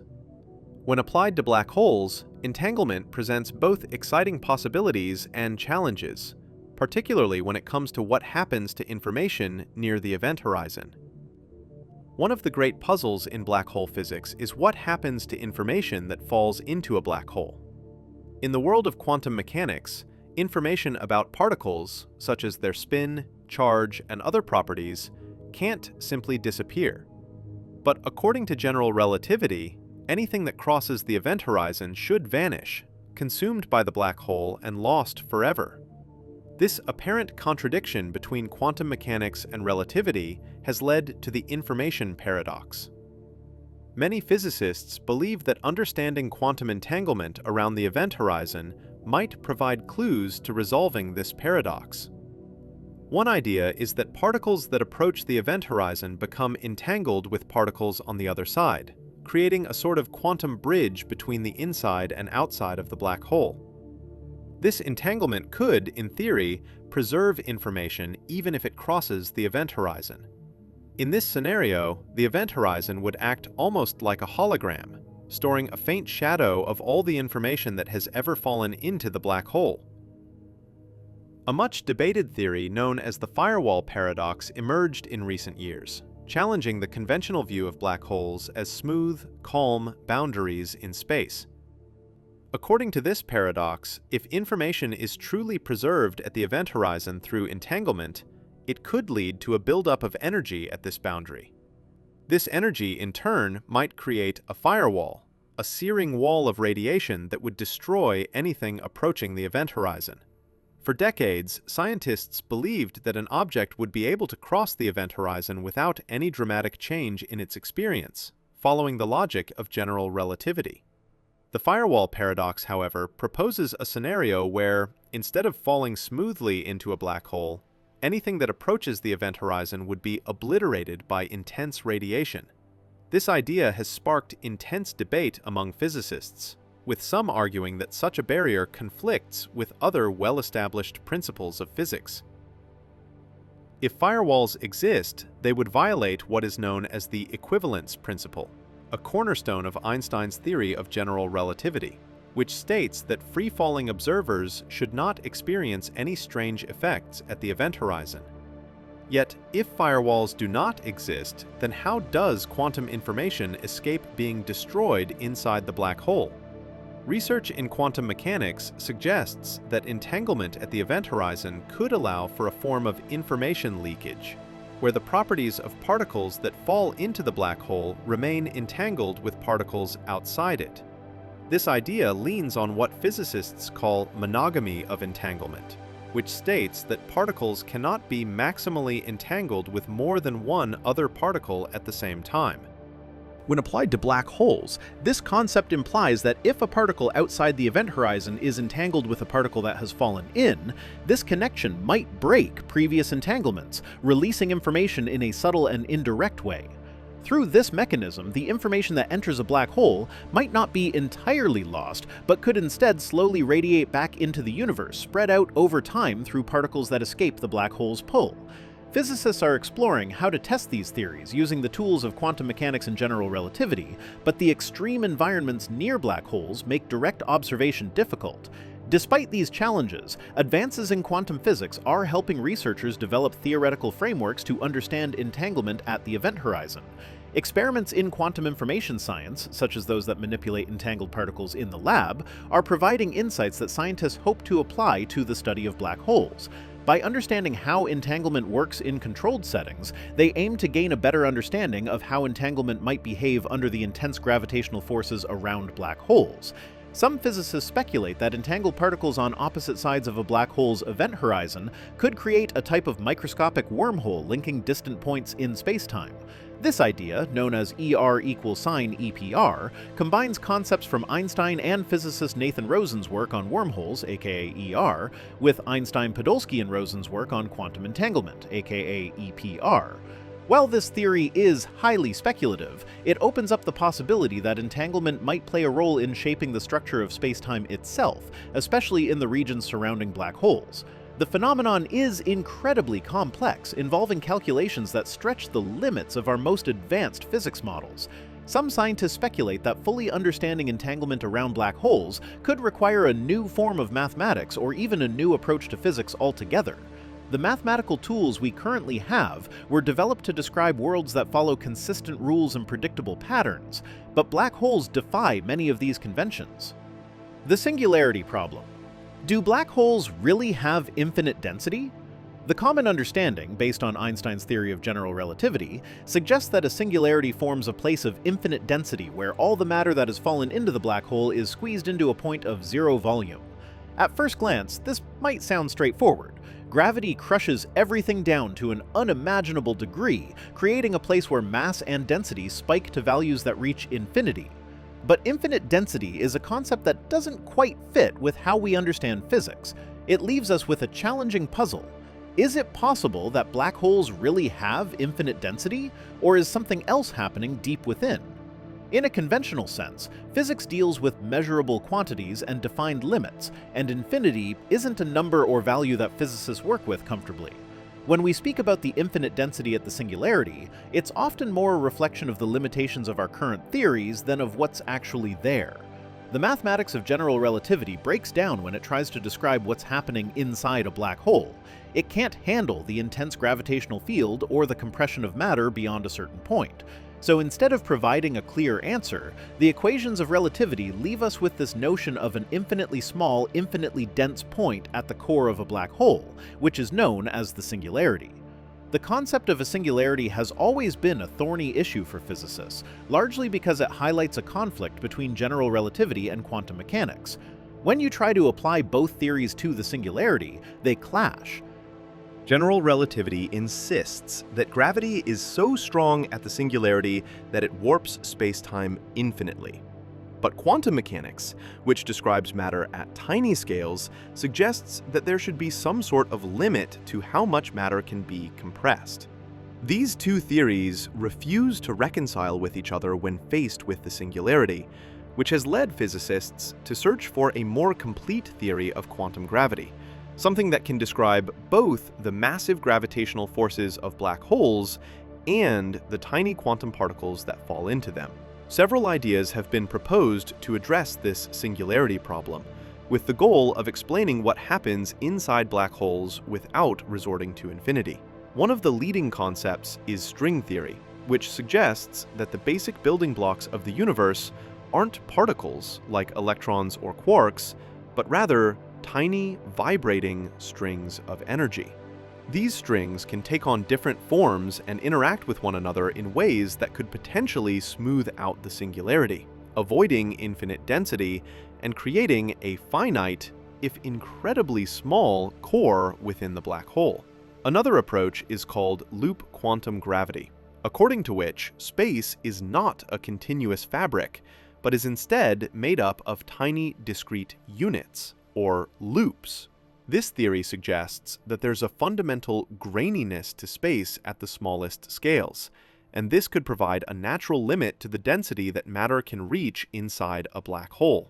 In this view, rather than collapsing into an infinitely small point, the matter inside a black hole might form a highly compact but finite structure, where space is bent but not torn into infinity. There's also the idea that, rather than having an actual point of infinite density, the singularity could be a phenomenon related to the event horizon itself.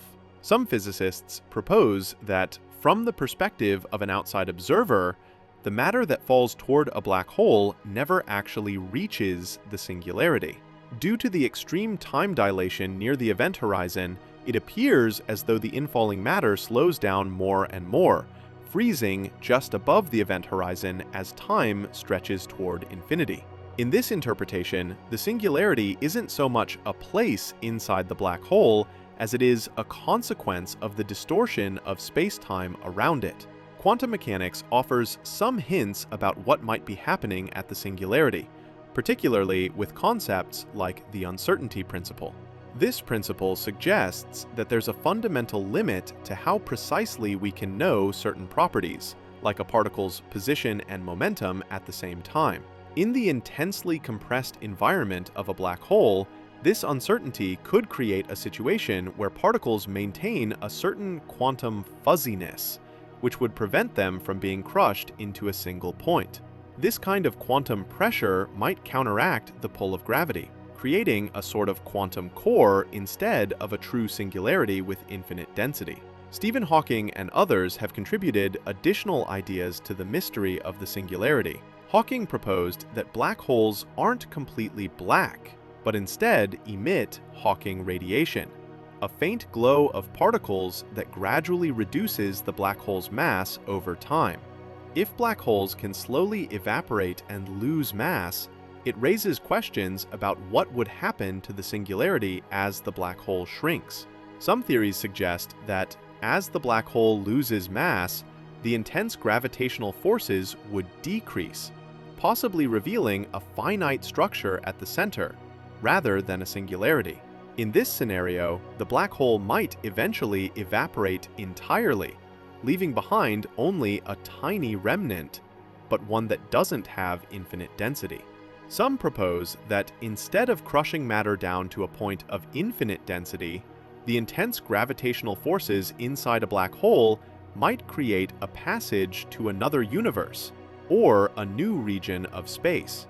This idea, often called a white hole, suggests that black holes could act as portals, with matter entering through the black hole and emerging somewhere else. Holographic black holes, a new theory that changes everything we know. The holographic black hole idea posits, what if black holes could store information in a way that resembles a hologram? This idea doesn't refer to holograms like the ones used in entertainment, but rather a mathematical description in which three-dimensional information is represented on a two-dimensional surface. The theory suggests that a black hole's event horizon might contain everything we need to know about what's inside, much like how a hologram on a credit card contains information about a three-dimensional image on its flat surface. One possible solution to the information paradox of black holes came from the development of the holographic principle, introduced by physicists Gerard Hooft and Leonard Susskind. They suggested that perhaps all the information that falls into a black hole doesn't disappear inside it, but rather gets encoded on the event horizon itself. According to this theory, the black hole's surface would contain all the details about everything that has ever fallen into it.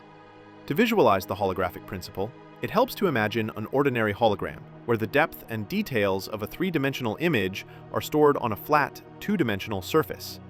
In the case of a black hole, Imagine that the data about the three-dimensional matter falling into it could be represented entirely on the two-dimensional event horizon. This means that even though matter vanishes from view once it crosses the event horizon, the black hole's surface could retain an imprint of that matter in a way that we don't yet fully understand, reducing the need for a mysterious internal process that could potentially destroy the information. If the holographic principle applies to black holes, it might also apply to the entire universe, suggesting that the three-dimensional reality we experience could be a kind of hologram, with its fundamental properties encoded on a two-dimensional surface at the boundaries of the universe. This holographic universe theory is a bold idea, but it's one that physicists are still investigating and debating. One way scientists have tried to test the holographic principle is by studying the thermodynamics of black holes, particularly through something known as black hole entropy. Entropy, in physics, is a measure of the disorder or information content of a system. Jacob Bekenstein, a physicist who studied black hole thermodynamics, theorized that the entropy of a black hole was proportional to the surface area of its event horizon. This was surprising because entropy usually depends on the volume of a system. But if black holes store information on their surfaces, it makes sense that their entropy would depend on surface area instead. For those who study quantum mechanics, the holographic principle offers a bridge between relativity and quantum theory. The holographic principle suggests that if space itself has a kind of holographic encoding, then gravity could be explained in terms of quantum information.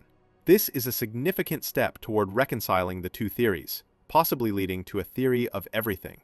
Scientists have explored these concepts using mathematical frameworks such as string theory. In string theory, a hypothetical anti-de Sitter space might resemble the interior of a black hole, and a quantum theory on its boundary would fully describe everything within it.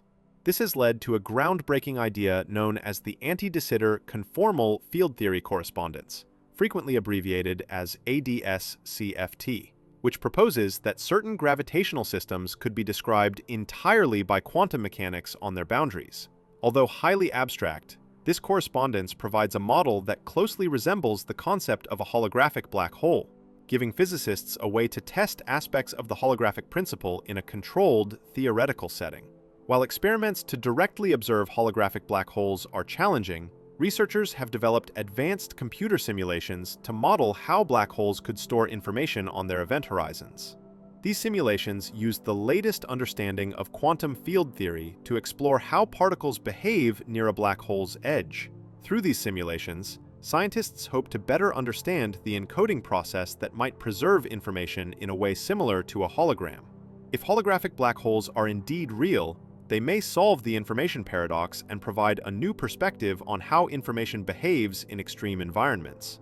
Instead of thinking of black holes as objects that destroy information, we would view them as unique structures that transform information, compressing it into a flat record on their surfaces. This perspective could also inspire new ways of thinking about data storage and computing, where information is preserved in a minimal, compact form, yet retains all the complexity of the original data. The idea that black holes could act as cosmic holograms suggests that what we see as a void or collapse is actually a profound transformation process. This shift in thinking could have profound implications for our understanding of entropy, quantum information, and even the fundamental structure of the universe. If the universe is indeed holographic in nature, it would imply that the depth of space is, in a way, an illusion, a product of information arranged on surfaces. If space and depth are just expressions of information, what does it mean to live in a three-dimensional universe? Interstellar travel in black holes, science fiction, or future reality? Could black holes serve as cosmic gateways to distant regions of the universe? Or perhaps even as shortcuts through space and time? Or could their immense gravitational forces act like a slingshot, giving a spacecraft the speed it would need to explore stars and galaxies far beyond our reach? The most straightforward way that black holes could contribute to interstellar travel is through their powerful gravitational pull, which could theoretically be used as a gravitational slingshot. In space exploration, gravitational slingshots already work with planets. When a spacecraft passes close to a planet, it can pick up speed by using the planet's gravity, allowing it to conserve fuel while reaching greater speeds. The gravity of massive bodies pulls the spacecraft into a tighter orbit, and as it exits the orbit, it escapes with greater speed. Black holes are vastly more massive than planets, meaning the slingshot effect would be correspondingly powerful. A ship that passed close to a black hole might achieve astonishing speeds, even approaching a significant fraction of the speed of light. Yet while gravitational slingshots around planets are relatively safe, black holes come with inherent and extreme dangers. A black hole's gravitational field is so intense that anything crossing the event horizon is lost forever. For a spacecraft to use a black hole as a slingshot, it would have to pass incredibly close without getting pulled inside. A miscalculation by even a fraction of a degree could result in the craft spiraling toward the event horizon. Beyond that, the tidal forces near a black hole are also far more severe than those around planets, which means that even a close pass might be dangerous, stretching and twisting the craft with unimaginable force. Still, the idea of using black holes in space travel doesn't end with gravitational slingshots. Some theories suggest that black holes, particularly rotating black holes known as Kerr black holes, could act as portals or wormholes that connect distant points in space. The concept of a wormhole is hypothetical. First proposed by Albert Einstein and Nathan Rosen as part of Einstein's general theory of relativity, wormholes are envisioned as tunnels through spacetime, where entering one end could theoretically lead to an exit far away in another region of space, possibly even another galaxy. In theory, certain black holes might form the entrance to such a tunnel. However, to function as a wormhole that allows safe passage, a black hole would need specific properties, such as a stable structure and a rotating, ring-shaped singularity, conditions that are still purely theoretical. A typical black hole crushes everything that falls in, reducing it to subatomic particles. For a wormhole to work, it would need to somehow hold its shape and not collapse on itself, allowing something to pass through without being destroyed. Some scientists have speculated that exotic matter with negative energy could stabilize a wormhole, preventing it from collapsing. But this kind of matter hasn't been observed in nature. Even if it exists, creating or gathering enough of it to stabilize a wormhole remains well beyond our technological capabilities. Beyond the stability issues, there is the question of time. Traveling through a black hole or wormhole would involve extreme time dilation. This time distortion could complicate any mission that seeks to use black holes for travel, as the passage of time outside the black hole's influence could be drastically different from what the travelers experience. One fascinating possibility is that if an advanced civilization could somehow harness a black hole's energy, they might be able to use it as a near-infinite power source for interstellar travel. A theoretical black hole drive could involve capturing Hawking radiation, or utilizing the black hole's rotational energy to power a spacecraft. By approaching the black hole and skimming its event horizon without falling in, a spacecraft might be able to tap into this energy in a controlled way. Black holes are already difficult to approach safely, but capturing Hawking radiation or rotational energy would require technology far beyond anything we have today. Extracting energy from a black hole would involve capturing and redirecting it, a task that would likely demand complex engineering and precise navigation systems. The idea is fascinating, but for now remains in the domain of theoretical speculation. The future of black hole research. What new discoveries await? Observing black holes has traditionally been one of the biggest challenges in astronomy. By their very nature, black holes do not emit light in the way that stars or galaxies do. Instead, their presence is detected through indirect methods, by observing the intense gravitational effects they have on their surroundings, such as the way they bend light, affect nearby stars, or emit powerful X-rays as they pull in matter. However, with each new generation of telescopes, sensors, and computational techniques, scientists are beginning to catch a clearer glimpse of black holes and their behavior. One of the most revolutionary recent advancements was the development of the Event Horizon Telescope. The EHT was only the beginning, and its success has inspired even more ambitious projects. Plans are underway to enhance the EHT's capabilities by adding more observatories to its network, which would improve its resolution and allow it to capture images of black holes with even more detail. The goal is to provide sharper and more comprehensive views of black holes' event horizons, capturing finer details of the gas and plasma as they swirl around the black hole's edge. Gravitational wave astronomy is also still in its early stages, but it promises to be one of the most powerful tools for studying black holes.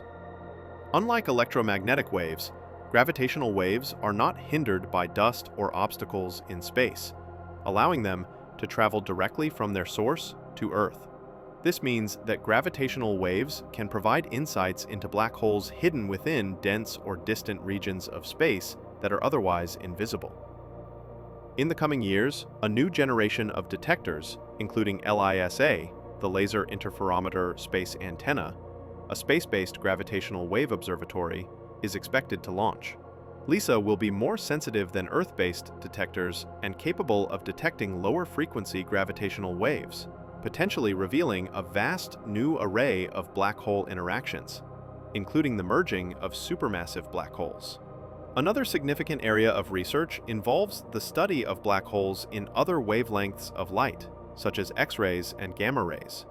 These high-energy forms of light are often produced by extreme processes near black holes, such as the heating of matter in the accretion disk or the launching of relativistic jets. By examining black holes across multiple wavelengths, astronomers can gain a more comprehensive understanding of the physics at play. Instruments like the Chandra X-ray Observatory and the proposed Lynx X-ray Observatory are designed to study high-energy phenomena in space, offering insights into the life cycles of black holes and the energetic events surrounding them. Beyond new instruments, advancements in computational technology are transforming how scientists study black holes. Supercomputers now allow researchers to simulate complex black hole systems, including their accretion disks, magnetic fields, and interactions with surrounding matter. These simulations are crucial for interpreting observational data, as they provide a model for how black holes are expected to behave under various conditions. Simulations have helped scientists understand how black hole jets are formed and what causes their intense emissions. With the continued growth of artificial intelligence and machine learning, researchers are also developing new algorithms to sift through the enormous amounts of data generated by observatories, making it easier to detect faint signals from black holes or identify patterns that might otherwise go unnoticed. A major focus of future black hole research is to gain a deeper understanding of how black holes grow and evolve over time. Black holes start small, but some grow to enormous sizes. This growth process is not well understood, especially for the supermassive black holes found at the centers of galaxies. One question that scientists hope to answer is whether these black holes formed directly as massive objects in the early universe, or whether they grew over billions of years by accreting matter and merging with other black holes. The James Webb Space Telescope and other next-generation telescopes will enable astronomers to peer back to earlier periods of the universe, potentially capturing images of the earliest black holes and shedding light on how they formed and evolved. In the coming decades, new observations and experimental evidence may provide the answers that our theories are looking for.